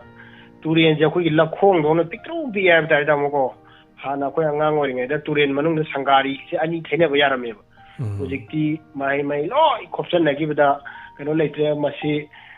ko gi government am da ko gi ya government le ngai manung sida kano sida turen sida nga ta eviction je patana map te yenga ta khai bi ri da mo to ki ma ting nuwa je ne ba ta da mo chi ta di sing chau kai ka su mayam phani na hajage da mo chi hare lo shen je da mo taga chai gano adu somorjit sigi hauri ba u pareng sigi nakanda u singsa ya mana mahi yanda ba aibadi chaba ya da u ngak to oibro damo ko gi oi an ma de ko ju ko gi MA honorable MLA na pirakhibne ko gi oxygen yam sung ma pandi ne na ko gi keno gumba ko gi kari karpu pambi gumba bokul pambi gumba ꯁꯨꯝꯕꯅ ꯑꯅꯝꯕ ꯑꯣꯏꯌꯦ ꯇꯥꯃꯣ ꯑꯩꯈꯣꯏꯒꯤ ꯑꯗꯨꯒ ꯀꯩꯅꯣꯁꯨ ꯌꯥꯎꯋꯦ ꯃꯌꯣ ꯐꯥꯁꯨ ꯌꯥꯎꯋꯦ ꯑꯗꯣ ꯃꯔꯛꯁꯤꯗ ꯀꯥꯜꯂꯤꯕ ꯃꯔꯛꯁꯤꯗ ꯆꯝꯄ꯭ꯔꯥ ꯄꯥꯝꯕꯤ ꯑꯃꯃꯝ ꯍꯩꯅꯧ ꯄꯥꯝꯕꯤ ꯑꯃꯃꯝ ꯆꯝꯄ꯭ꯔꯥ ꯄꯥꯝꯕꯤ ꯑꯃꯃꯝ ꯍꯩꯅꯧ ꯄꯥꯝꯕꯤ ꯑꯃꯃꯝ ꯊꯥꯔꯗꯤ ꯑꯁ ꯑꯣꯟꯊꯣꯛ ꯌꯥꯝꯅꯤ ꯃꯍꯩꯁꯨ ꯌꯥꯟꯕꯀꯣ ꯍꯦꯛꯄꯕꯨꯗꯤ ꯄꯗ꯭ꯔ ꯀꯟꯊꯠꯂ ꯍꯦꯛꯈꯤꯕꯗꯤ ꯑꯗꯨ ꯍꯦꯛꯇꯣꯏꯗꯨ ꯆꯥꯗꯣꯏꯅꯤꯗꯅ ꯃꯤꯑꯣꯏꯕ ꯈꯨꯟꯅꯥꯏꯗ ꯀꯥꯟꯅꯕꯗꯤ ꯄꯤꯗꯣꯏꯅꯦꯕ ꯆꯨꯝꯃꯤ ꯇꯥꯃꯣꯅ ꯍꯥꯏꯖꯔꯤꯁꯦ ꯑꯩꯈꯣꯏ ꯍꯣꯠꯅꯅꯕ ꯇꯥꯃꯣ ꯄ꯭ꯂꯥꯟ ꯂꯣꯏꯖꯔꯦ ꯑꯃꯨꯛ ꯃꯔꯛꯁꯤꯗ ꯑꯩꯈꯣꯏꯒꯤ ꯆꯝꯄ꯭ꯔꯥꯒꯨꯝꯕꯗꯤ ꯀꯨꯏꯅ ꯆꯠꯇꯦ ꯑꯩꯈꯣꯏꯅ ꯄꯥꯝꯃꯤꯁꯦ ꯍꯩꯅꯧꯒꯨꯝꯕ ꯄꯨꯡꯗꯣꯟꯒꯨꯝꯕ ꯅꯣꯕꯥꯞꯀꯨꯝꯕ ꯍꯥꯞꯅꯕꯒꯤ ꯇꯥꯃꯣ ꯑꯩꯈꯣꯏ ꯃꯔꯛꯇ ꯑꯗꯨꯒꯤ ꯑꯩꯈꯣꯏ ꯄ꯭ꯂꯥꯟ ꯇꯧꯕ ꯍꯧꯖꯔꯦ ꯇꯥꯃꯣ ꯑꯩꯈꯣꯏ ꯑꯊꯨꯕꯗ ꯑꯗꯨꯝ ꯇꯧꯔꯛꯑꯒꯅꯤ ꯑꯗꯨꯃꯥꯏꯅ ꯆꯥꯕ ꯊꯛꯄ ꯌꯥꯕ ꯍꯩ ꯀꯣ ꯑꯗꯨꯒ ꯃꯔꯛꯇ ꯑꯩꯈꯣꯏꯒꯤ ꯂꯩ ꯁꯥꯠꯄꯁꯨ ꯑꯣꯏꯕꯀꯣ ꯂꯩ ꯁꯥꯠꯄꯁꯨ ꯌꯥꯝ ꯐꯖꯩꯌꯦꯕ ꯌꯦꯡꯕ ꯌꯥꯝ ꯅꯨꯡꯉꯥꯏꯕ ꯍꯥꯏꯕ ꯇꯥꯏ ꯑꯗꯨ ꯂꯩ ꯁꯥꯠꯄꯒꯨꯝꯕꯁꯨ ꯍꯥꯞꯆꯟꯕꯤꯕ ꯑꯗꯨꯒ ꯇꯦꯖꯄꯇꯥ ꯄꯥꯝꯕꯤꯒ ꯑꯗꯨꯝ ꯍꯥꯞꯆꯜꯂꯁꯨ ꯌꯥꯏ ꯇꯦꯖꯄꯇꯥꯁꯦ ꯑꯗꯨꯝ ꯂꯩꯔꯒ ꯀꯩꯊꯦꯜꯗꯩ ꯂꯩꯅꯕ ꯄꯣꯠꯅꯤ ꯑꯗꯨꯝ ꯈꯨꯜꯂꯒ ꯑꯗꯨꯝ ꯊꯥꯛꯑꯁꯨ ꯌꯥꯕ ꯍꯦꯛꯑꯁꯨ ꯌꯥꯕ ꯑꯗꯒꯤ ꯀꯨꯏꯅꯀꯣ ꯑꯗꯨꯃꯥꯏꯅ ꯇꯧꯕ ꯌꯥꯕ ꯍꯥꯞꯆꯜꯂꯗꯤ ꯌꯥꯝ ꯅꯨꯡꯉꯥꯏ ꯑꯦꯅꯤꯋꯦ ꯊꯦꯡꯛ ꯌꯨ ꯁꯣ ꯃꯆ ꯑꯗꯨꯒ ꯂꯝꯗꯝꯗꯨꯒꯤ ꯃꯌꯥꯝ ꯄꯨꯝꯅꯃꯛꯁꯨ ꯊꯥꯒꯠꯆꯔꯤ ꯁꯨꯝꯕ ꯐꯖꯔꯕ ꯃꯐꯝ ꯑꯃ ꯁꯦꯝꯒꯠ ꯁꯥꯒꯠꯄꯒꯤꯗꯃꯛ ꯍꯥꯏꯇꯥꯔꯦ ꯊꯦꯡꯛ ꯌꯨ ꯁꯣ ꯃꯆ ꯅꯣꯡꯃ ꯃꯇꯥꯡ ꯆꯥꯕꯗ ꯑꯩꯈꯣꯏꯁꯨ ꯃꯐꯝꯁꯤ ꯂꯥꯛꯄ ꯉꯝꯕ ꯑꯣꯏꯖꯒꯦ ꯀꯣꯏꯅ ꯆꯠꯄ ꯍꯥꯏꯕ ꯊꯧꯔꯝ ꯂꯥꯛꯀꯅꯤ ꯗ꯭ꯔꯣꯟ ꯁꯤꯖꯤꯟꯅꯒꯅꯤ ꯑꯗꯨꯒ ꯀꯦꯃꯦꯔꯥ ꯁꯤꯖꯤꯟꯅꯔꯀꯥꯟꯗ ꯁꯤꯅꯥꯝ ꯍꯥꯏꯁꯦ ꯀꯩꯅꯣ ꯁꯤꯅꯥꯝꯅ ꯀꯔꯤ ꯂꯩ ꯑꯗꯨꯒ ꯂꯝ ꯑꯃꯒꯤ ꯍꯥꯏꯇꯥꯔꯦ ꯐꯖꯕꯁꯤꯡ ꯃꯌꯥꯝꯗ ꯑꯦꯛꯁꯄ꯭ꯂꯣꯔ ꯇꯧꯔꯀꯥꯟꯗ ꯃꯌꯥꯝ ꯄꯨꯝꯅꯃꯛꯇ ꯈꯪꯍꯟꯅꯕꯒꯤ ꯑꯗꯨꯒꯨꯝꯕ ꯇꯥꯟꯖꯥ ꯑꯃ ꯑꯗꯨꯝ ꯂꯥꯛꯄꯁꯨ ꯑꯣꯏꯁꯅꯣꯅ ꯑꯗꯨꯝ ꯍꯥꯏꯖꯔꯤ ꯊꯥꯒꯠꯆꯔꯤ ꯍꯜꯂꯣ ꯃꯤꯡ ꯑꯃꯗ ꯂꯩꯐꯝ ꯍꯥꯏꯕꯤꯁꯤ ꯍꯜꯂꯣ ꯑꯩ ꯃꯥꯂꯣꯝꯗꯒꯤ ꯄ꯭ꯔꯦꯃꯤꯂꯥ ꯀꯔꯝꯕ ꯃꯥꯂꯣꯝꯅꯣ ꯏꯌꯥꯔꯄꯣꯔꯠꯀꯤ ꯃꯥꯂꯣꯝꯅꯤ ꯁꯥꯔ ꯇꯣ ꯃꯥꯂꯣꯝ ꯑꯅꯤ ꯁꯨꯕꯅꯤꯅꯕꯀꯣ ꯌꯥꯝ ꯅꯨꯡꯉꯥꯏꯔꯦ ꯁꯔꯨꯛ ꯌꯥꯕꯤꯔꯛꯄ ꯍꯥꯏꯕꯤꯌꯨ ꯀꯔꯤ ꯍꯥꯏꯕꯤꯅꯤꯡꯉꯤ ꯁꯥꯔ ꯑꯍꯥꯟꯕꯃꯛꯇꯗ ꯁꯥꯔꯕꯨ ꯏꯀꯥꯏ ꯈꯨꯝꯅꯕ ꯎꯠꯆꯔꯤ ꯁꯥꯔꯒꯤ ꯄ꯭ꯔꯣꯒ꯭ꯔꯥꯝ ꯈꯨꯗꯤꯡꯃꯛ ꯊꯋꯥꯏ ꯌꯥꯎꯅ ꯇꯥꯖꯩꯌꯦ ꯁꯥꯔ ꯍꯣꯏ ꯑꯗꯣ ꯄꯨꯛꯅꯤꯡꯒꯤ ꯋꯥꯔꯣꯜ ꯑꯃꯇꯪ ꯊꯝꯖꯒꯦ ꯍꯥꯏꯅ ꯇꯧꯖꯔꯛꯄꯅꯤ ꯁꯥꯔ ꯇꯥꯛꯄꯤꯌꯨ ꯃꯥꯂꯦꯝꯁꯤꯗ ꯂꯩꯔꯤꯕ ꯃꯤꯄꯨꯝ ꯈꯨꯗꯤꯡꯃꯛꯀꯤ ꯅꯥꯀꯣꯡꯗ ꯁꯥꯔꯒꯤ ꯄ꯭ꯔꯣꯒ꯭ꯔꯥꯝ ꯄꯨꯝꯅꯃꯛ ꯄꯨꯛꯅꯤꯡ ꯂꯧꯁꯤꯡ ꯑꯣꯏꯕ ꯄ꯭ꯔꯣꯒ꯭ꯔꯥꯝ ꯈꯨꯗꯤꯡꯃꯛ ꯇꯥꯍꯟꯕꯤꯕꯁꯦ ꯁꯥꯔ ꯍꯥꯏꯅꯤꯡꯉꯥꯏ ꯂꯩꯇꯅ ꯁꯥꯔꯕꯨ ꯊꯥꯒꯠꯆꯔꯤ ꯃꯁꯤ ꯍꯥꯏꯔꯒ ꯑꯩ ꯊꯝꯖꯔꯒꯦ ꯌꯥꯝ ꯅꯨꯡꯉꯥꯏꯖꯩ ꯇꯥꯗꯕꯁꯨ ꯃꯌꯥꯝ ꯂꯩꯔꯤꯌꯦ ꯑꯗꯣ ꯂꯣꯏ ꯇꯥꯕ ꯑꯣꯏꯁꯅꯨ ꯃꯥꯅꯤ ꯇꯥꯕ ꯂꯣꯏ ꯑꯣꯏꯁꯅꯨ ꯄꯨꯛꯅꯤꯡ ꯂꯧꯁꯤꯡ ꯌꯥꯝ ꯑꯣꯏꯕ ꯄ꯭ꯔꯣꯒ꯭ꯔꯥꯝ ꯉꯥꯛꯇꯅꯤ ꯃꯁꯤꯗ ꯇꯥꯗꯕ ꯃꯤꯗꯨꯗꯤ ꯃꯤ ꯑꯣꯏꯕ ꯌꯥꯔꯔꯣꯏ ꯍꯣꯏ ꯌꯥꯝ ꯅꯨꯡꯉꯥꯏꯖꯩ ꯑꯁꯦꯡꯕꯗꯤ ꯃꯌꯥꯝ ꯑꯃ ꯑꯩꯈꯣꯏ ꯅꯠꯇꯕꯁꯨ ꯃꯌꯥꯝ ꯑꯃ ꯂꯩ ꯃꯇꯝ ꯁꯥꯡꯅ ꯄ꯭ꯔꯣꯒ꯭ꯔꯥꯝꯁꯤ ꯄꯥꯡꯊꯣꯛꯄ ꯉꯝꯕ ꯑꯣꯏꯕꯤꯌꯨ ꯍꯥꯏꯗꯅ ꯏꯁꯣꯔꯒꯤ ꯃꯐꯝꯗꯁꯨ ꯅꯤꯖꯔꯤ ꯁꯥꯔ ꯊꯦꯡꯛ ꯌꯨ ꯌꯥꯝ ꯁꯤ ꯍꯥꯏꯔꯒ ꯊꯝꯖꯔꯒꯦ ꯁꯥꯔ ꯊꯦꯡꯛ ꯌꯨ ꯋꯥꯈꯜꯂꯣꯟ ꯃꯥꯟꯅꯕ ꯑꯩꯁꯤꯅꯤꯗ ꯑꯩꯈꯣꯏꯅ ꯊꯤꯖꯔꯤꯁꯤꯗꯤ ꯋꯥꯈꯜꯂꯣꯟ ꯃꯥꯟꯅꯕꯁꯦ ꯃꯤꯒꯤ ꯔꯥꯁꯤ ꯃꯥꯟꯅꯕ ꯍꯥꯏꯗꯣ ꯑꯗꯣ ꯑꯩꯈꯣꯏꯅ ꯐꯅꯌꯥꯝ ꯐꯖꯅ ꯇꯧꯔꯁꯨꯀꯣ ꯑꯗꯣ ꯑꯩꯈꯣꯏ ꯁꯨꯝ ꯇꯥꯕꯤꯗꯕꯁꯨ ꯑꯗꯨꯝ ꯃꯌꯥꯝ ꯂꯩꯗꯣꯏꯅꯦꯕ ꯔꯥꯁꯤ ꯃꯥꯟꯅꯕꯩꯅ ꯑꯩꯈꯣꯏ ꯃꯌꯥꯝ ꯄꯨꯜꯂꯤꯁꯦ ꯒ꯭ꯔꯍ ꯃꯥꯟꯅꯕꯩꯅꯦ ꯍꯥꯏꯇꯥꯔꯦ ꯑꯗꯣ ꯄꯨꯜꯂꯝꯃꯒꯁꯨꯅꯦ ꯑꯗꯨꯝ ꯒ꯭ꯔꯍ ꯃꯥꯟꯅꯔꯛꯇꯕ ꯋꯥꯈꯜꯂꯣꯟ ꯃꯥꯟꯅꯗꯕꯗꯨꯗꯤ ꯑꯗꯨꯝ ꯇꯞꯅ ꯑꯗꯨꯝ ꯊꯥꯞꯇꯣꯛꯈꯤ ꯑꯗꯨꯝ ꯂꯥꯞꯊꯣꯛꯈꯤꯀꯣ ꯊꯋꯥꯏ ꯇꯥꯕꯤꯔꯝꯕ ꯀꯌꯥ ꯃꯊꯧ ꯆꯤꯟꯕꯗꯒꯤ ꯑꯗꯨꯝ ꯂꯥꯞꯈꯤꯕ ꯑꯗꯨꯝ ꯌꯥꯎꯏ ꯊꯋꯥꯏꯅ ꯌꯥꯝ ꯇꯥꯔꯝꯕ ꯍꯦꯛꯇ ꯁꯤꯗꯧꯒꯤ ꯍꯣꯠꯅꯔꯝꯕ ꯀꯌꯥꯁꯨ ꯉꯁꯤ ꯃꯃꯤꯡ ꯇꯥꯈꯤꯗꯕꯁꯨ ꯑꯗꯨꯝ ꯌꯥꯎꯏ ꯆꯠꯂꯤꯁꯦ ꯀꯌꯥꯁꯨ ꯑꯗꯨꯝ ꯌꯥꯎꯔꯝꯃꯤ ꯃꯌꯨꯝ ꯃꯀꯩ ꯄꯥꯜꯂꯀꯥꯟꯗ ꯃꯥꯒꯤ ꯂꯝꯕꯤꯗꯣ ꯆꯠꯈ꯭ꯔꯀꯥꯟꯗ ꯑꯩꯈꯣꯏꯒꯤ ꯊꯧꯔꯝ ꯐꯥꯎꯕ ꯇꯥꯈꯤꯗꯕꯁꯨ ꯑꯗꯨꯝ ꯌꯥꯎꯏ ꯍꯥꯏꯇꯥꯔꯦ ꯂꯣꯏꯅꯃꯛ ꯑꯗꯨꯒ ꯄꯨꯂꯤꯁꯁꯤꯅꯤ ꯍꯧꯖꯤꯛ ꯃꯌꯥꯝ ꯑꯗꯨꯝꯀꯣ ꯂꯥꯛꯀꯅꯤ ꯑꯗꯨꯝ ꯃꯤꯔꯣꯟꯅꯤ ꯍꯥꯏꯕ ꯇꯥꯏ ꯑꯗꯨꯝ ꯍꯣꯠꯅꯖꯒꯦ ꯑꯩꯈꯣꯏꯒꯤꯁꯨ ꯑꯩꯈꯣꯏꯒꯤ ꯂꯩꯔꯤꯕ ꯁꯤꯗ ꯋꯥꯈꯜꯂꯣꯟ ꯃꯥꯟꯅꯕꯁꯤꯡ ꯃꯌꯥꯝ ꯄꯨꯟꯁꯤꯟꯅꯗꯅ ꯀꯔꯤ ꯇꯧꯕ ꯌꯥꯕꯒꯦ ꯍꯥꯏꯕꯗꯣ ꯑꯗꯨꯅ ꯍꯤꯡꯂꯤꯉꯩꯗꯤ ꯈꯔ ꯇꯧ ꯇꯥꯔꯦ ꯁꯤꯈ꯭ꯔꯒꯗꯤ ꯈꯪꯄꯣꯟꯇꯦ ꯁꯤꯈ꯭ꯔꯀꯥꯟꯗꯗꯤ ꯀꯩꯗꯧꯔꯅꯤ ꯑꯩꯒꯤ ꯐꯣꯇꯣ ꯊꯤꯔꯛꯀꯅꯤ ꯑꯩꯒꯤ ꯚꯤꯗꯤꯑꯣ ꯊꯤꯔꯛꯀꯅꯤ ꯑꯩꯒꯤ ꯏꯁꯩ ꯊꯤꯔꯛꯀꯅꯤ ꯅꯠꯇ꯭ꯔꯥ ꯇꯥꯕꯤꯍꯧꯅꯤ ꯌꯦꯡꯁꯤꯜꯍꯧꯅꯤ ꯇꯥꯍꯧꯅꯤ ꯑꯩꯔ ꯀꯔꯤꯝ ꯈꯪꯗꯧ ꯂꯩꯇꯦ ꯑꯗꯨꯅꯤ ꯆꯞ ꯃꯥꯟꯅꯩ ꯑꯗꯣꯝꯁꯨ ꯉꯥꯏꯀꯣ ꯑꯗꯨꯅ ꯍꯤꯡꯂꯤꯉꯩ ꯃꯇꯝꯗ ꯐꯣꯇꯣ ꯑꯃ ꯊꯦꯠꯂꯒ ꯂꯩ ꯄꯔꯦꯡ ꯑꯃ ꯊꯦꯠꯂꯒ ꯈꯔ ꯂꯩꯔꯀꯥꯟꯗ ꯂꯩ ꯄꯔꯦꯡꯗꯨ ꯀꯪꯈꯤꯕꯗꯒꯤ ꯑꯗꯩ ꯐꯣꯇꯣꯗꯨ ꯃꯊꯛꯇ ꯁꯨꯝ ꯌꯥꯜꯂꯝꯃꯗꯤ ꯈꯔ ꯂꯩꯔꯒ ꯃꯈꯥꯗ ꯇꯥꯕꯗꯩꯗꯤ ꯅꯣꯡꯒꯥꯡ ꯆꯥꯏꯔꯒꯗꯩꯗꯤ ꯀꯔꯤꯝ ꯂꯩꯈꯤꯗꯕꯗꯣ ꯃꯥꯂꯦꯝꯗ ꯑꯩ ꯍꯤꯡꯂꯝꯃꯤ ꯃꯥꯂꯦꯝ ꯑꯁꯤꯗ ꯑꯩ ꯂꯩꯔꯝꯃꯤ ꯍꯥꯏꯕꯒꯤ ꯈꯨꯗꯝ ꯆꯥꯡꯗꯝ ꯐꯥꯎꯕ ꯂꯩꯍꯧꯗ꯭ꯔꯗꯤ ꯀꯔꯤ ꯀꯥꯟꯅꯔꯨꯅꯤ ꯑꯗꯨꯅꯤ ꯄꯣꯛꯂꯕꯗꯤ ꯄꯣꯛꯂꯕꯅ ꯃꯤꯑꯣꯏꯕ ꯈꯨꯟꯅꯥꯏꯒꯤꯗꯃꯛ ꯑꯃꯗꯤ ꯃꯤꯑꯣꯏꯕꯒꯤꯗꯃꯛ ꯑꯩꯅ ꯍꯤꯡꯂꯤꯉꯩ ꯃꯇꯝꯗ ꯀꯣꯟꯅ ꯁꯣꯟꯅꯒꯦꯔꯥ ꯁꯣꯟꯅꯔꯣꯏꯔꯥ ꯍꯤꯡꯂꯤꯉꯩ ꯃꯇꯝꯗ ꯍꯤꯡꯂꯤꯉꯩ ꯃꯤꯑꯣꯏꯁꯤꯡ ꯑꯗꯨꯅ ꯉꯥꯏꯍꯥꯛꯇꯪ ꯃꯈꯣꯏꯒꯤ ꯋꯥꯔꯛꯄ ꯃꯇꯝꯗ ꯃꯈꯣꯏꯒꯤ ꯃꯤꯂꯣꯗꯤ ꯄꯤꯔꯥꯡ ꯇꯩꯊꯣꯛꯄ ꯉꯝ ꯇꯥꯔꯒꯗꯤ ꯑꯗꯣ ꯑꯩꯒꯤ ꯄꯨꯟꯁꯤꯒꯤ ꯑꯄꯦꯟꯕꯅꯤ ꯍꯥꯏꯇꯥꯔꯦ ꯍꯜꯂꯣ ꯃꯤꯡ ꯑꯃꯗ ꯂꯩꯐꯝ ꯍꯥꯏꯕꯤꯁꯤ ꯍꯜꯂꯣ ꯏꯌꯥꯝꯕ ꯅꯅꯥꯎ ꯁꯦꯛꯁꯄꯤꯌꯔ ꯏꯀꯥꯏ ꯈꯨꯝꯅꯖꯔꯤ ꯄꯟꯖꯥꯕꯇꯒꯤ ꯇꯥꯕꯤꯔꯤꯕ ꯃꯌꯥꯝ ꯄꯨꯝꯅꯃꯛ ꯅꯨꯡꯁꯤꯖꯔꯤ ꯏꯌꯥꯝꯕ ꯉꯁꯤ ꯏꯌꯥꯝꯕꯒꯤ ꯑꯩ ꯆꯥꯠꯇ ꯁꯨꯝ ꯎꯕꯅꯦ ꯉꯁꯥꯏ ꯍꯧꯕꯗꯒꯤ ꯆꯪꯖꯔꯛꯈ꯭ꯔꯦ ꯐꯖꯩꯅ ꯍꯥꯏꯔꯛꯄ ꯏꯌꯥꯝꯕꯗ ꯆꯥꯠꯇꯒ ꯌꯥꯎꯕꯤꯔꯛꯈ꯭ꯔꯦ ꯉꯁꯤꯗꯤ ꯏꯌꯥꯝꯕ ꯌꯥꯝ ꯐꯖꯩꯅꯦ ꯀꯅꯥꯕꯨ ꯍꯥꯏꯔꯛꯇ ꯃꯥꯜꯂꯦꯅꯦ ꯑꯉꯥꯡꯕꯅ ꯃꯅꯨꯡꯗ ꯇꯧꯔꯒ ꯂꯤꯠꯂꯤꯕ ꯑꯗꯒꯤ ꯃꯆꯨꯗ ꯀꯣꯠ ꯑꯉꯧꯕꯗꯨꯒ ꯌꯥꯝ ꯌꯦꯡꯕꯗ ꯑꯩꯈꯣꯏꯒꯤ ꯃꯤꯠ ꯄꯦꯟꯕ ꯑꯗꯨ ꯑꯣꯏ ꯌꯥꯝ ꯐꯖꯩ ꯊꯦꯡꯛ ꯌꯨ brother ꯑꯗꯨꯅꯤ ꯏꯌꯥꯝꯕ ꯑꯗꯨ ꯃꯊꯪꯗ ꯑꯃꯨꯛ ꯉꯁꯥꯏꯒꯤ ꯑꯩꯈꯣꯏꯒꯤ ꯁꯤꯅꯥꯝꯒꯤ ꯏꯆꯤꯜ ꯏꯅꯥꯎ ꯑꯃ ꯐꯣꯟ ꯇꯧꯔꯛꯄꯗꯣ ꯃꯗꯨꯒꯤ ꯀꯩꯅꯣꯒꯤ ꯚꯤꯗꯤꯑꯣꯗꯨꯁꯨ ꯌꯥꯝ ꯐꯖꯩ ꯑꯗꯣ ꯉꯝꯃꯒꯗꯤ ꯁꯨꯃꯥꯏꯅꯒ ꯍꯣꯏ ꯃꯐꯝ ꯈꯨꯗꯤꯡꯃꯛꯇꯕꯨꯗꯤ ꯇꯧꯅꯤꯡꯗꯦ ꯊꯥꯕꯒꯁꯦ ꯑꯗꯨꯝ ꯎꯕꯁꯦ ꯂꯤꯡꯖꯦꯜ ꯃꯥꯟꯅꯕꯒꯤꯅꯦꯕ ꯃꯁꯤ ꯃꯥ ꯃꯇꯣꯝꯇꯅ ꯍꯣꯠꯅ ꯉꯝꯕ ꯊꯕꯛ ꯅꯠꯇꯦ ꯍꯥꯏꯇꯥꯔꯦꯀꯣ ꯑꯗꯨ ꯂꯩꯃꯤꯟꯅꯔꯤꯕ ꯈꯨꯡꯒꯪ ꯑꯗꯒꯤ ꯂꯩꯃꯤꯟꯅꯔꯤꯕ ꯃꯌꯥꯝꯁꯤꯡꯗꯨ ꯃꯥꯟꯅꯔꯒ ꯂꯤꯡꯖꯦꯜ ꯃꯥꯟꯅꯕꯒꯤ ꯑꯆꯧꯕ ꯃꯃꯤ ꯑꯃꯅꯤ ꯉꯁꯤ ꯑꯩꯈꯣꯏꯅ ꯎꯕ ꯐꯪꯉꯤꯁꯦ ꯍꯥꯏꯇꯥꯔꯦ ꯑꯗꯣ ꯒ꯭ꯌꯥꯟ ꯇꯥꯗꯕ ꯑꯗꯨꯝ ꯃꯤ ꯈꯔ ꯌꯥꯎꯔꯛꯀꯅꯤ ꯃꯁꯥꯒꯤ ꯀꯥꯟꯅꯕ ꯊꯤꯕꯗ ꯎ ꯄꯥꯝꯕꯤ ꯑꯃ ꯉꯁꯥꯏꯒꯤ ꯃꯩ ꯊꯥꯕꯗ ꯌꯥꯎꯔꯝꯃꯦ ꯍꯥꯏ ꯆꯞ ꯃꯥꯟꯅꯅ ꯍꯧꯖꯤꯛꯁꯨ ꯑꯩꯈꯣꯏ ꯄꯥꯎꯅꯥ ꯕꯖꯥꯔ ꯃꯅꯨꯡꯗ ꯎ ꯄꯥꯝꯕꯤ 6ꯂ 7ꯂ ꯌꯥꯟꯊꯠꯈꯤꯕꯗꯨꯒꯤ 50 ꯊꯥꯍꯟꯕꯒꯤ ꯊꯕꯛ ꯑꯃ ꯆꯠꯊꯔꯤꯁꯤꯅꯦꯕ ꯑꯗꯨꯃꯥꯏꯅ ꯈꯪꯗ ꯃꯐꯝ ꯈꯪꯉꯒꯗꯤ ꯎ ꯈꯔ ꯊꯥꯍꯟꯕ ꯌꯥꯏ ꯍꯥꯏꯇꯥꯔꯦ ꯍꯧꯖꯤꯛꯀꯤ ꯂꯧꯕꯨꯛꯗꯣ ꯈꯪ ꯇꯥꯔꯦ ꯑꯗ ꯑꯅꯤꯁꯨꯕꯗꯅ ꯑꯩꯅ ꯊꯝꯖꯅꯤꯡꯉꯤꯁꯦ ꯑꯩꯈꯣꯏꯒꯤ ꯍꯣꯏ ꯃꯌꯥꯝꯅꯁꯨ ꯍꯥꯏꯅꯔꯤ ꯍꯤꯌꯥꯡꯒꯩꯒꯤ ꯅꯤꯅꯤ ꯄꯥꯟꯕ ꯅꯤꯉꯣꯜ ꯆꯥꯛꯀꯧꯕ ꯂꯥꯛꯑꯦ ꯑꯗ ꯃꯌꯥꯝꯁꯤ ꯑꯁꯤꯒꯤ ꯏꯔꯣꯏꯅꯅ ꯑꯩꯈꯣꯏꯒꯤ ꯍꯥꯟꯅꯅ ꯑꯊꯤꯡꯕ ꯈꯔ ꯑꯗꯒꯤ ꯀꯨꯝꯍꯩ ꯑꯩꯈꯣꯏꯒꯤ ꯏꯔꯥꯡꯗꯨꯒꯤ ꯃꯇꯝꯗ ꯆꯠꯅꯔꯨꯗ꯭ꯔꯒꯁꯨ ꯍꯟꯗꯛꯇꯤ ꯈꯔ ꯆꯠꯅꯕꯒꯤ ꯑꯗꯒꯤ ꯃꯃꯤꯁꯦ ꯑꯗꯨꯝ ꯇꯥꯒꯗꯧꯔꯤ ꯀꯩꯒꯨꯝꯕꯁꯨ ꯑꯩꯅ ꯍꯥꯏꯖꯅꯤꯡꯕꯅ ꯆꯠꯄꯤꯌꯨ ꯌꯥꯝ ꯆꯦꯛꯁꯤꯟꯅ ꯆꯠꯄꯤꯌꯨ ꯅꯤꯉꯣꯜ ꯑꯣꯏꯕꯤꯁꯤꯡꯒꯤ ꯃꯃꯥꯡꯗ ꯑꯩꯈꯣꯏꯒꯤ ꯒꯥꯔꯤ ꯑꯦꯛꯁꯤꯗꯦꯟ ꯊꯣꯛꯇꯅ ꯂꯩꯈꯤꯗꯕ ꯃꯌꯥꯝ ꯌꯥꯎꯈ꯭ꯔꯦ ꯑꯗꯣ ꯍꯟꯗꯛꯁꯨ ꯌꯥꯎꯗꯅꯕ ꯏꯁꯥꯅ ꯌꯥꯔꯤꯃꯈꯩꯗꯤ ꯈꯔ ꯉꯟꯅ ꯆꯤꯟꯗ꯭ꯔꯤꯉꯩꯗ ꯄꯨꯡ 9, 7 ꯁ꯭ꯋꯥꯏꯒꯤ ꯃꯃꯥꯡ ꯆꯠꯅꯕꯅ ꯃꯔꯣꯜ ꯑꯃ ꯑꯅꯛꯄꯅ ꯑꯃꯨꯛ ꯊꯦꯡꯅ ꯆꯠꯂꯒꯁꯨ ꯍꯥꯏꯇꯥꯔꯦ ꯒꯥꯔꯤꯁꯦ ꯑꯗꯨꯃꯛ ꯌꯥꯔꯔꯣꯏ ꯆꯤꯜꯂꯅꯤ ꯀꯩꯒꯤꯅꯣ ꯍꯥꯏꯕꯗ ꯃꯁꯥ ꯃꯁꯥꯒꯤ ꯒꯥꯔꯤ ꯂꯩꯅꯕ ꯉꯥꯛꯇꯅ ꯑꯌꯥꯝꯕ ꯑꯣꯏꯔꯦꯕ ꯍꯧꯖꯤꯛꯁꯦ ꯃꯆꯥꯗ ꯊꯤꯟꯅꯕ ꯑꯗꯒꯤ ꯍꯥꯟꯅꯅ ꯈꯣꯡꯅ ꯆꯠꯄ ꯌꯥꯕ ꯃꯐꯝꯗꯨꯁꯨ ꯍꯧꯖꯤꯛꯇꯤ ꯈꯣꯡꯅ ꯆꯠꯅꯗ꯭ꯔꯦ ꯍꯥꯏꯇꯥꯔꯦ ꯂꯝꯕꯤꯁꯤꯡꯁꯦ ꯐꯠꯇꯕꯅꯤꯅ ꯎꯐꯨꯟ ꯋꯥꯏꯐꯨꯟ ꯃꯔꯥꯡ ꯀꯥꯏꯕꯅꯤꯅ ꯍꯥꯏꯇꯥꯔꯦ ꯑꯗꯨꯅ ꯌꯥꯔꯤꯃꯈꯩꯗꯤ ꯒꯥꯔꯤ ꯑꯦꯛꯁꯤꯗꯦꯟ ꯊꯣꯛꯇꯅꯕ ꯍꯣꯠꯅꯕꯤꯌꯨ ꯑꯗꯨꯒ ꯊꯛꯆꯤꯟ ꯆꯥꯁꯤꯜꯂꯒ ꯒꯥꯔꯤꯁꯨ ꯊꯧꯍꯟꯅꯤꯡꯗꯦ ꯍꯥꯏꯇꯥꯔꯦꯀꯣ ꯅꯨꯃꯤꯠꯁꯦ ꯈꯔꯗꯤ ꯑꯗꯨꯝ ꯈꯔ ꯊꯛꯅ ꯆꯥꯅ ꯒꯥꯔꯤ ꯊꯧꯔꯛꯄꯁꯨ ꯀꯣꯡꯒꯥꯏꯅꯤ ꯍꯥꯏꯇꯥꯔꯦ ꯃꯔꯛꯁꯤꯗꯩꯗ ꯑꯩꯈꯣꯏꯒꯤ ꯅꯨꯄꯥ ꯃꯆꯥ ꯅꯍꯥꯁꯤꯡꯅ ꯒꯥꯔꯤ ꯃꯆꯥ ꯀꯟꯅ ꯊꯧꯔꯒ ꯑꯩꯈꯣꯏꯒꯤ ꯀꯩ ꯍꯥꯏꯅꯤ ꯂꯥꯛꯏꯕ ꯃꯧꯁꯤꯡꯁꯦ ꯁꯨꯝ ꯀꯤꯍꯟ ꯈꯪꯍꯟꯕꯒꯤ ꯑꯩꯅ ꯁꯨꯝ ꯎꯖꯕꯗꯨꯅꯤ ꯍꯥꯏꯖꯔꯤꯁꯦ ꯌꯦꯡꯕ ꯂꯥꯛꯄꯗ ꯀꯔꯦꯝ ꯀꯊꯥꯏꯅꯕꯒꯤ ꯑꯗꯨꯝ ꯌꯥꯎꯗꯕ ꯅꯠꯇꯦ ꯃꯁꯤꯁꯨ ꯇꯧꯗꯕ ꯆꯨꯝꯒꯅꯤ ꯍꯥꯏꯇꯥꯔꯦ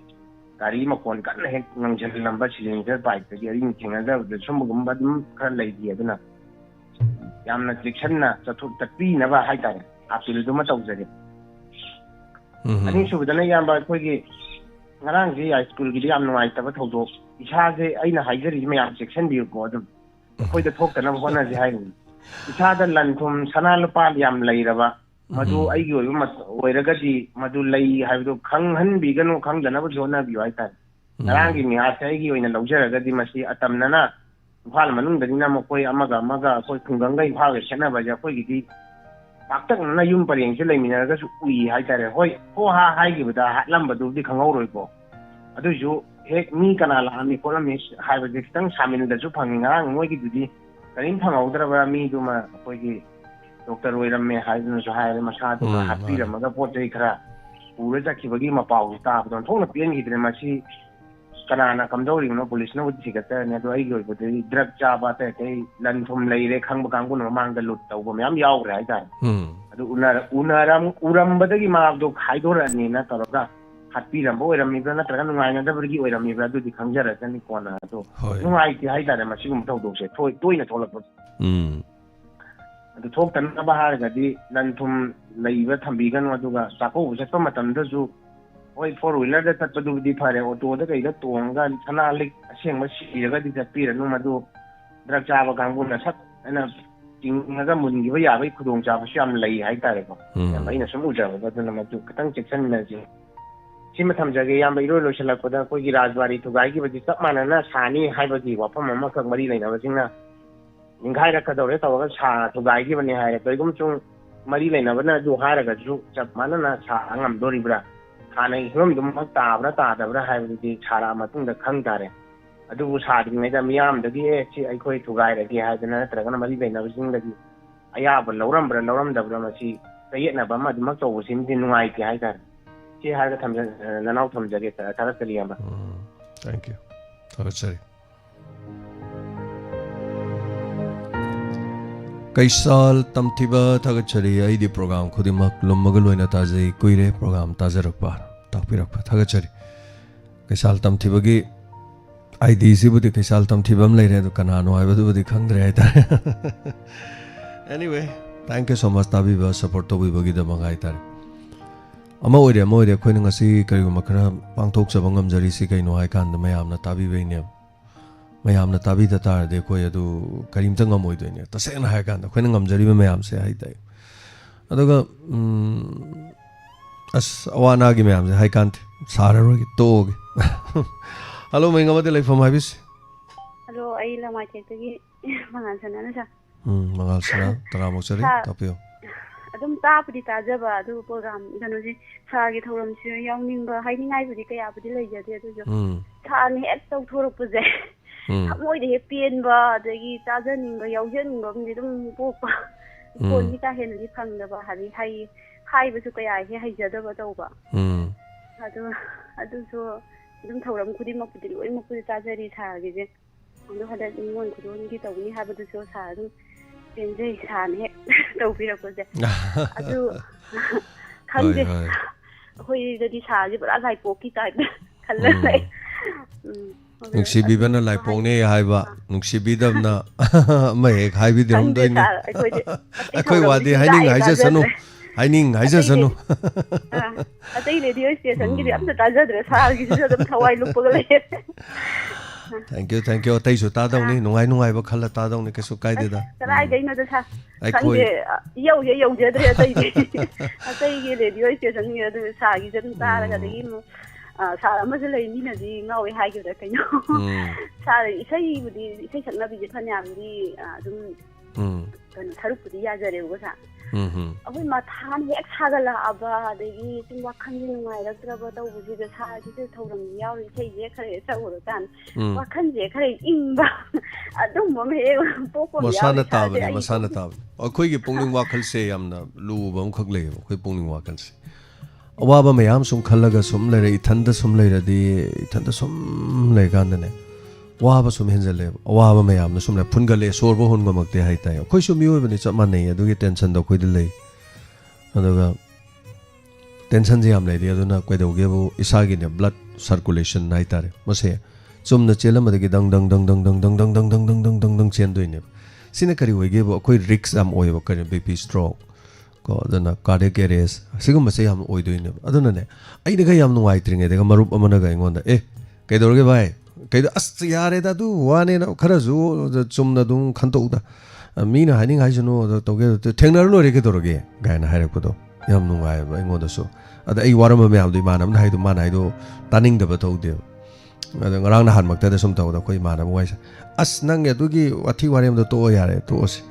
kai kan no do ama muk to du to lo re se kai no thena lo kan de se ngakang unana ba taw se ngakang la kai no cham thamina si khos ai ngasai sum haira kan da ingon da le ma tension me am do loi nem dai hai ta si kai no hai kan da si ne ba marup ai se mi mana ware mi mana hai kan da hang bi ba to bi ba do mai le ba hoi koi gi thabak sina mi ga wari sana ga ai awa ba kauna ba ni hai da nei wari sana ba matam phang da ba me am lai call de ingon da humari la ba ai no call back to bongam da bong lai kai gi no hai kan da ai ho je wari do sana da horen inspector te ai do theng do ne pung oni ma khai dan han ge inspector te ai sanai do adu sana ning sana na te wari jam to kolom je pai ba de ne thok traba kai no hai kan son da lai ri ba tension me am da na sungya ya da ba hai tai adu ma se khoi do su dum tho e adu no wakhal nungai traba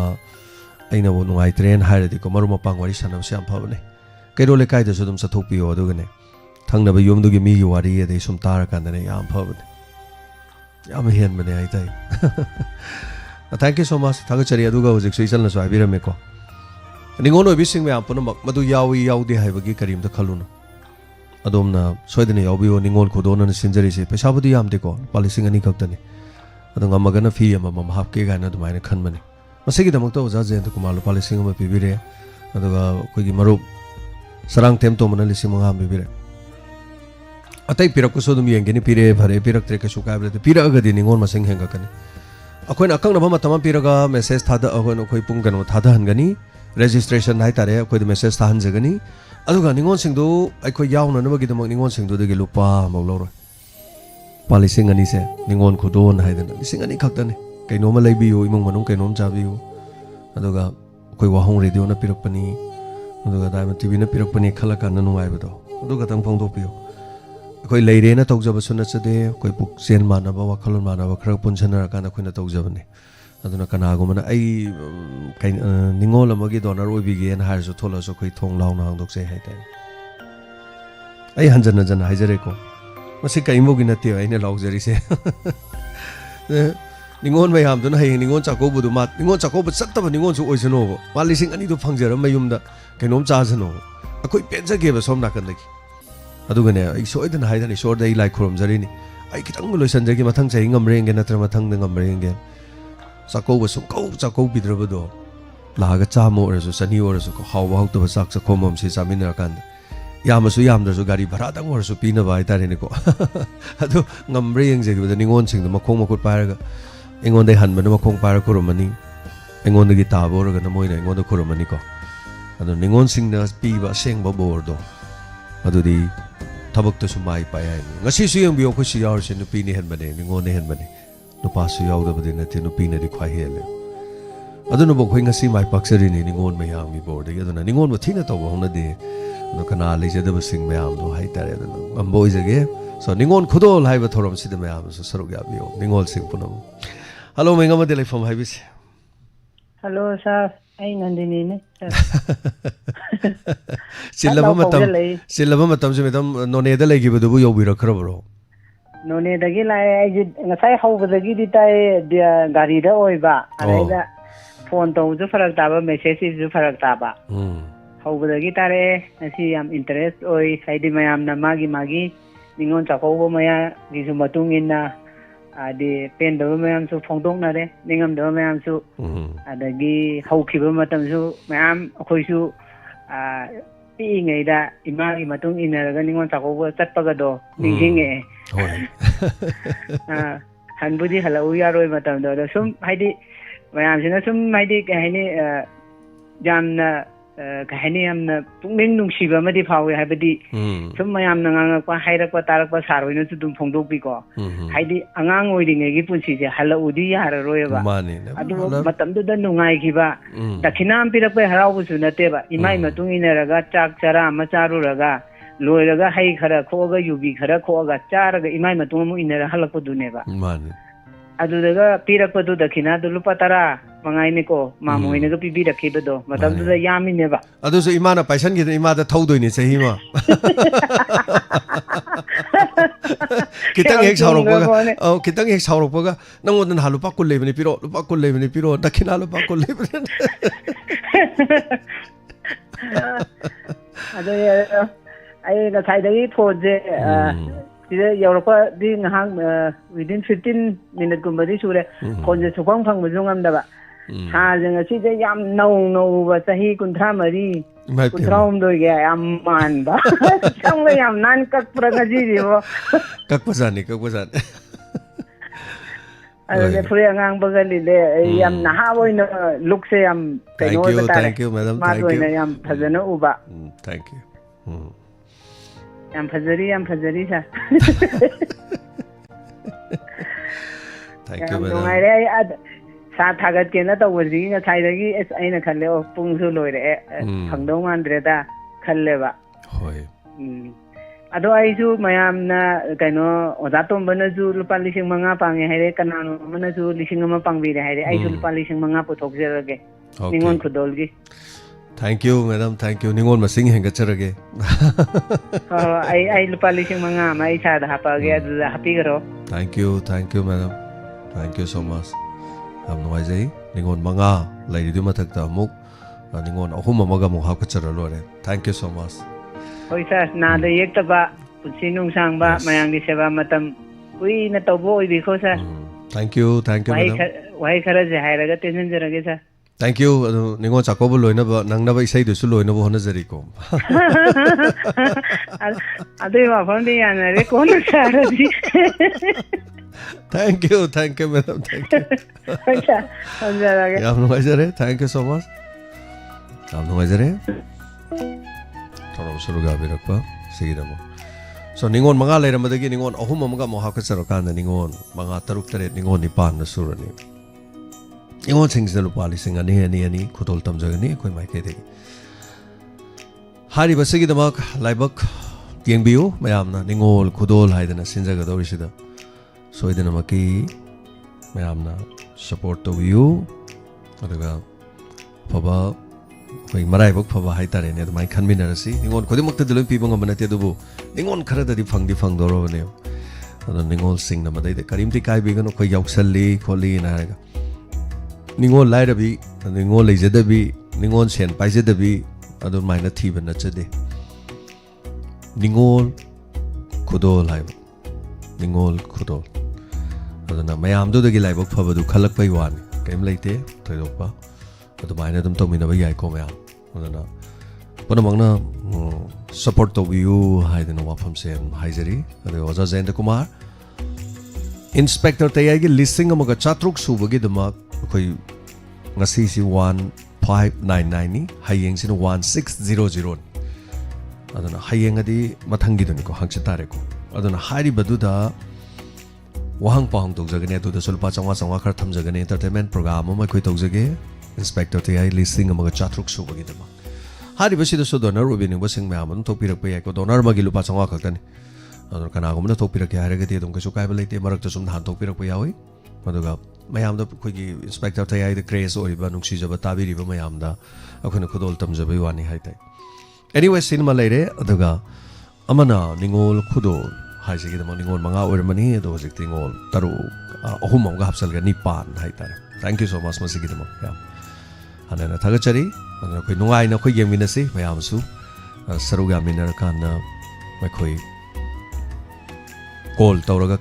kari phaubi bage ga dor khodak to call ga thorkan ningo no wari ga sana bagi program am so khoi to mina se yare den ko ma ai call ko charo call ham lai hajik ti call ko charo ro hai tare thank you so much afaba yai phaba punama ko minarasi mateng pangbirak pate atei leiba sing asigi I hauda bana mara morakanda ngasigi oina leijadare aduga hari basigi damak madam Nandini su ningol khudol gi damak lupa lising manga kapire thank you so much masigi damak thagachari hana aduga thank you so much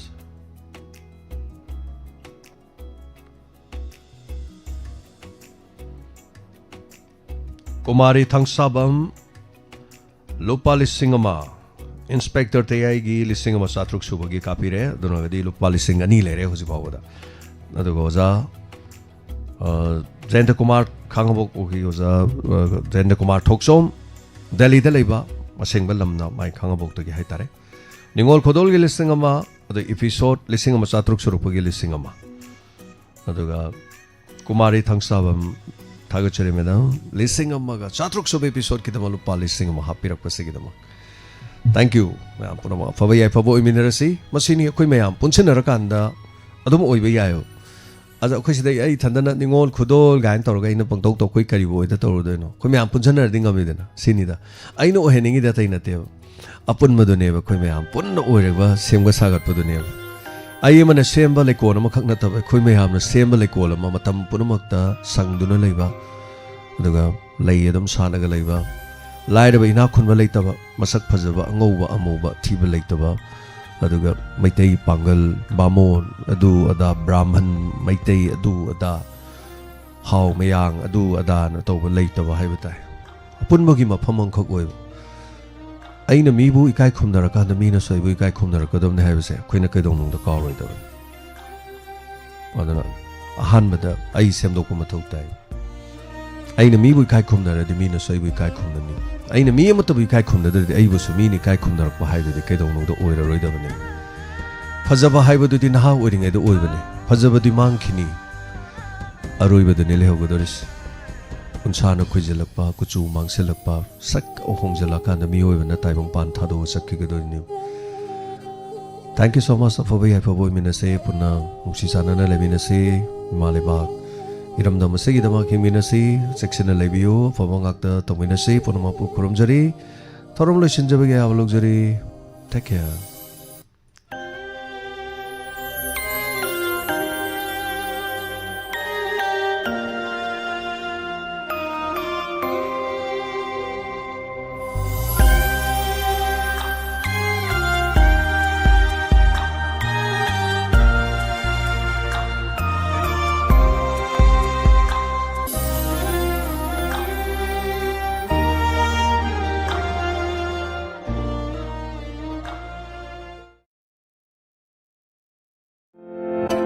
Admission open.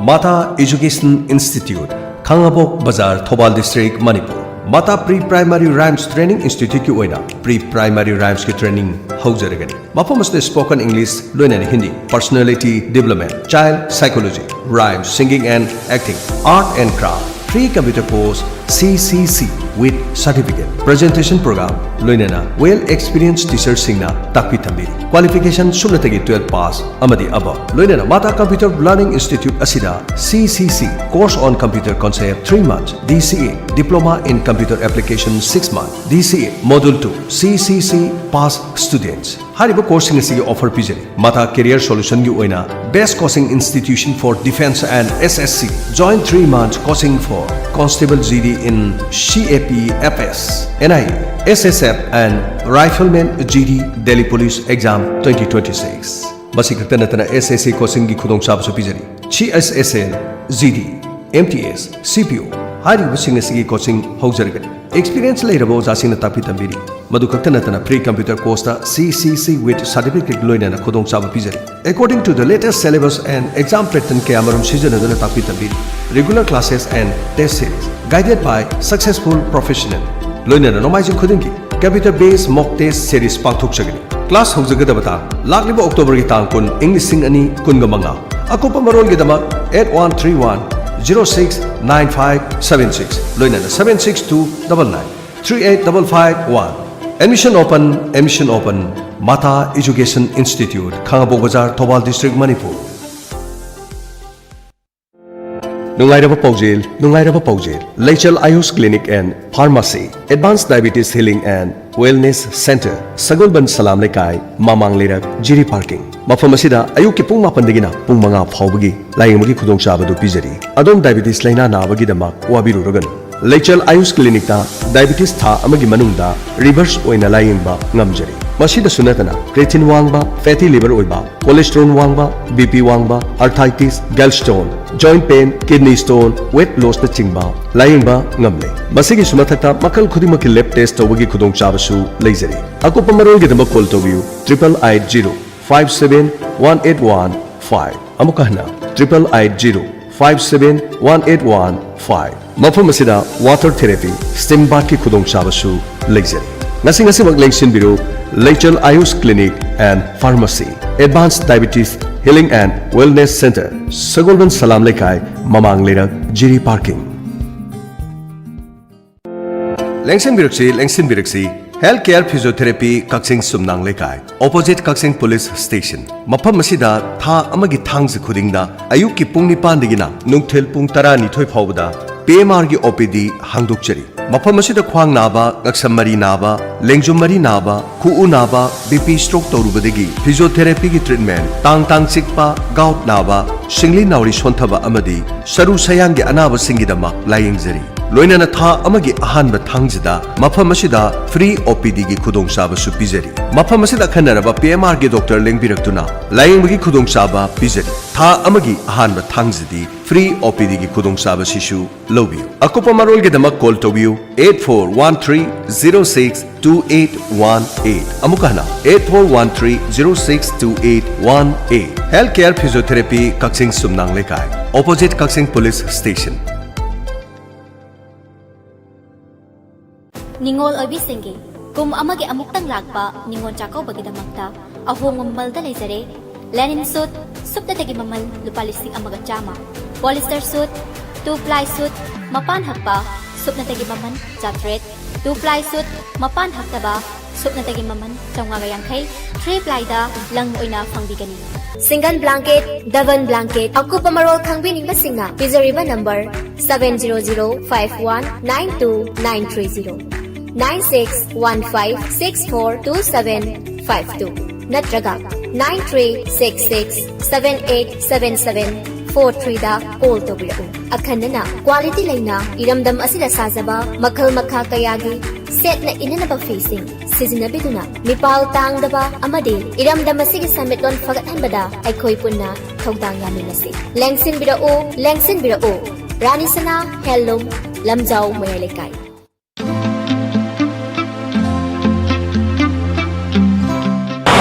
ꯑꯩꯈꯣꯏꯅ ꯍꯧꯖꯤꯛ ꯂꯩꯖꯔꯤꯕ ꯑꯁꯤ Thawal Atopamgi veterinary office ki hek mamang dan nauna hangtuk seriba duga AS Dental Clinic hariba AS Dental Clinic asi Thawal Atopam bazar makta da hangamani ado ko mu hongtuk seraga ai batare akoi Atopam Girl High School ki hek nakal aduga Imphalom side tagi lakpadana Thawal district dagi khatang satharaga right side ta lere mafam masida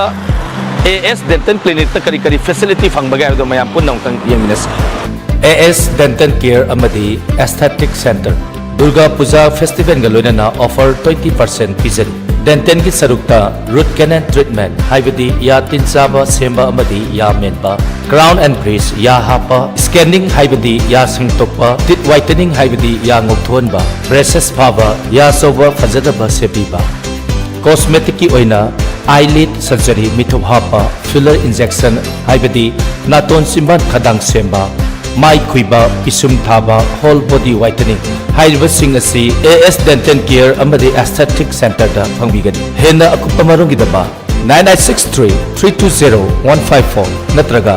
9233 174 730 hairiba number sing asida pau phawbiu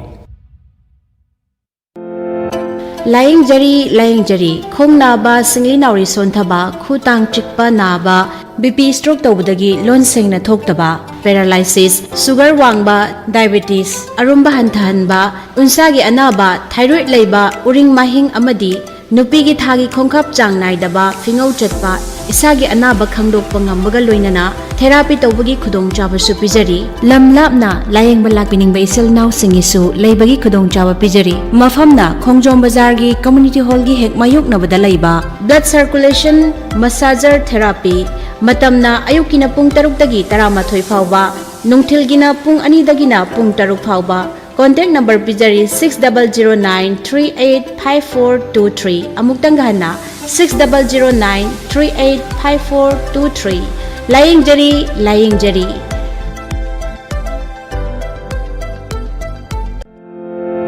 Lengsin Biro Life Care Diagnostic Center Wangjing Lamding Bazaar mafam asida khudong chaba kaya maru piduna lakchari numit khudingi general OPD amadi emergency medicine hangjaragani ayuki pung 6 tagina numida warangi pung 6 phawba diabetes na narba singi dama blood sugar ki chang hen wangbu singi oina numit khudingi mafam asida specialist doctor ga tanabibi yagani fully automatic oiba hauji matamu chunaraba machine ngaktani makal kaya ge blood test stool sputum ECG test hobi khudong chaba pangbigani blood sugar fasting amadi postponed PP ki test asigi oina lupa chamne khai khakta oijagani clinic ta phangba test atai atopa singi oina 10% discount pijagani clinic and laboratory test ki oina ahal orba amadi lengbo otpa yadaba anaba singi oina yumda laktuna blood sample collection ki khudong chaba su pijari babina amadi nakon diagnostics imphal da blood test tobini wa leirabasu test thaba ki khudong chaba su leijari masidana tana life care diagnostic na makhal makha kaya ki khudong chaba amadi discount kaya pijari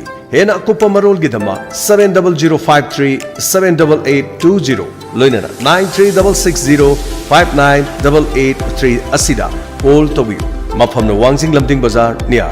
National Highway 102 Lamding Chirapur Road EEO ground manakta leiba Life Care Diagnostics ta tanabiu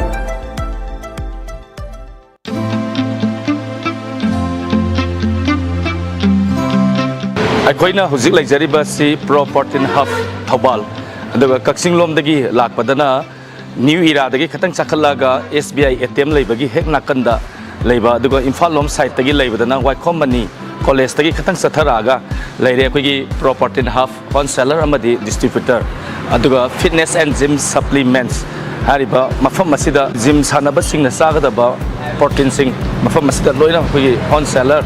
ꯑꯗꯨꯒ distributor ꯑꯃꯁꯨ ꯑꯣꯏꯔꯤꯕ ꯃꯐꯝ ꯑꯁꯤꯗ ꯂꯣꯏꯅ ꯐꯪꯉꯒꯅꯤ Malem asida mama mapa oibasingna masa singbu masa mau phaba nisa sadaba ama ohining yumda building mathon sarabasu sana lupana wata padaba oirabasu yum adugi masa oibasingna masa mau phattana leiba nisa sasalalabati mama mapa oibasingi ningba kainingai ama oi maram aduna masa mau phana leina bagidamakta Proportin Hub Thawalda leksin biraktuna mafam asida phangliba potlam sing sadana masa phanbi Loinana wholesale bulk order su lobiba yagani amasung pan India delivery su leijagani hena akupa marungi damak 7005097457 Jumba Fitness Center, Khongjom Bazar, Langathel Road. Jumba Fitness Center asida adom gi hakchang bu fana thamna bagidamak mafam asida hakchang sajel tawba lakpiyu loinana Nongna hangdokchariba Jumba Fitness Center asi lagliba October gi tang taru yaifaraba ningthogaba numit English ani kunga mga asidagi haujaragani admission fee na lising ama thagi fee na lupa 400 oijagani kudong chaba amana admission fee amadi tha amagi fee da offer pizaraga lising amaga changa oijagani Akupa marol gidamak call tawbiyu 9366 847648 amuktang hana 9366 847648 English Singani Taragi State Awardee Amadi English Singani Taramapangi Dr. Ambedkar National Awardee Fankraba Ibem Sana Embroidery Wool Knitting Kam Vocational Training Center Kwakatel Ngana Pitongna Akanaba Supam Nompang Kangraba Nupi Singidama Chaliba Chahi English Singani Kunga Mangagi February Thadagi Hoduna Tha Ahungi Amadi Long Term Training Gi Oiba Embroidery Wool Knitting Tailoring Loinana Kankal Tubugi Training Ama Hana Gumna Chahi Asigi Shu Haujaragani Arapa Miyoi Singidama Hostel Gi Khudong Chaba Pijari Saliba Tha Asidi Yauba Nangdrabashu Marakta Anoba Besama Semduna Tambagi Khudong Chaba Pijari Training Loiraba Singna Embroidery Center Asida Thabak Tawagi Khudong Chaba Shu Pijari Pambiba Singna Call Tobiu 70054 38121 Loinana 9233835693 Akang Abasit Masing Krakatan Kudong Chabasi Lobiu Lengsin Biro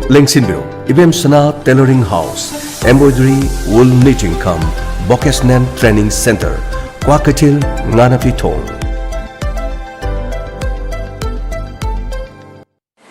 Kaching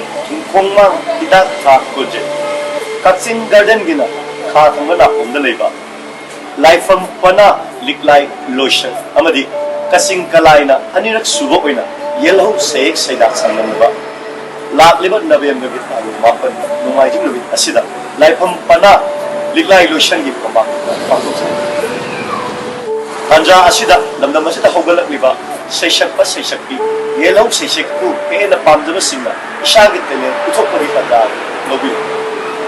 Shaidana Asida category and Tona Haidok Sagani Sahi Manga Dagina Tara Manga Powder Lake Nancy Aduga Tara Tagina Traga Manga Powder Lake Yoshi Karigumba Hena Upamaro Kamun Napa Lady Equina Pizariba telephone number Asida call Nakamibia Shoy the Saruk Yabi Yell House Sahi Yokapada Adom Saruk Nungairaba Paujil Hangabukta Lady Tobal District Hospital Gimayok Navada Sanasam X-ray Haina Kangaba Health and Diagnostic Center Asina Makan Kayagi test over the Natana Super Specialist Amadi Specialist Doctor Na Laying Bahozari Tonga Doctor Kayagi Kudong Saba Masida Natana Radiologist, Sonologist Aruba Makangi USG Amadi Report Pinanabagi Kudong Saba Lazari Medicine Gidama Nutinumit Kudingi OPD Lazari Masikakta Natana Endocrinology Diabetes Amadi Thyroid Kamari Lane Sing Anawasing Silaying Wagi Kudong Sabasu Lazari PMR Orthopedic Pathologies Biochemistry Lab report Kidamuk Sukudong Saba Lazaraba Mafamni Masida Natana ENT Amadi Surgery Fawagi Kudong Sabasu Lazari Manipur test over the Kudong Saba Laitava Mari Linaba test Singsu Mapanda Tabagi Kudong Sabasu Pizari Mafamasida Tha Machutna Diabetes Label Laitava Haibugi Yang Toknava free the test of Zagadori Miyama Kudong Sabasi Nasingasi Mak Lobiu Lengsin Biro Sanasam X-ray Health and Diagnostic Center Opposite District Hospital Thangabo Ako Pamarol Gidama call to you 985-666-9726 Loinana 9233581117 Tongan ba anaba singi loinana Super Specialist Dr. Yembining Nabadi number sing asid hana booking to you Adong Gidama Kudong Saba Soydana Pizagani Ahan Muktada Miyam Brahma Pukurumjari Optical Fiber Mayamna Kombine Koi Cable Network Aduga Internet ki Hari Basigi Kugi join Taunanaba Samnanaba Mayamna Splicing which in Gana Hainaba Aduga Splicer Haitare Shi Amaga Aduga Pit Tarago Humdo Shangba Kairapamaga Tahobani Tahori Bunimishina September Gi Tang Taraga Taru Kutuiste Numid Haitar Numidawara Pung Taruk Tagina Pung Taru Makai Paugi Manunda Black Machugi Fit Tarahumdo Shangba Kairakamaga Duga Uniweki Splicer Machine model number na UW55H Haitare Lamjau Mayai Lekai Digina wabagai lamkhai koi oil pump leiriba asigi marakta tahobani aduga tahori ba simioi sina koi elambam priozit Elias Boinau LCO Impact TV aduga BSNL Telecom service ki provider oiba leifamna hianglam warakong dagi mahaki mobile number na 8575351330 amana 9402256416 aduga kanaguma pukchen saw sing na hariba splicing machine se lambi da tarambadagi haitare numida waram pung taruk te no pung taru makhai gi marak sidani masi lambi da optical fiber sammoroga chalu halakpada gari maning da hapada ta hobani adu hariba si kanaguma misam amana season ba yaba ponati adugo machine ji khullaga su e hangto oga masi splicing samba sat ke ga nekta samba yaba nati haitare aduna mahak su ngasi ngauchanaraga leiri am ngai triji nausi madugi machine da ta hobadu di masaram tharum karim khangdre ba to ta hodori si Haujiki lamjau dagi na wabagai phawba sida pungkhai manung da tahobani pukchel chawba kana omna khunbiragadi haribe se khoi priozit Elias Boinau da na thrakhoi diamond tibidor se pau pibirakanda magi machine ji yaragadi amuktang pukchen chawba juna khullagadi pibiu aduga awa mansu adum soidana kachage UW55H haitare khoi gi ai photo su nakande si uchage masimangni aduga masi haribe se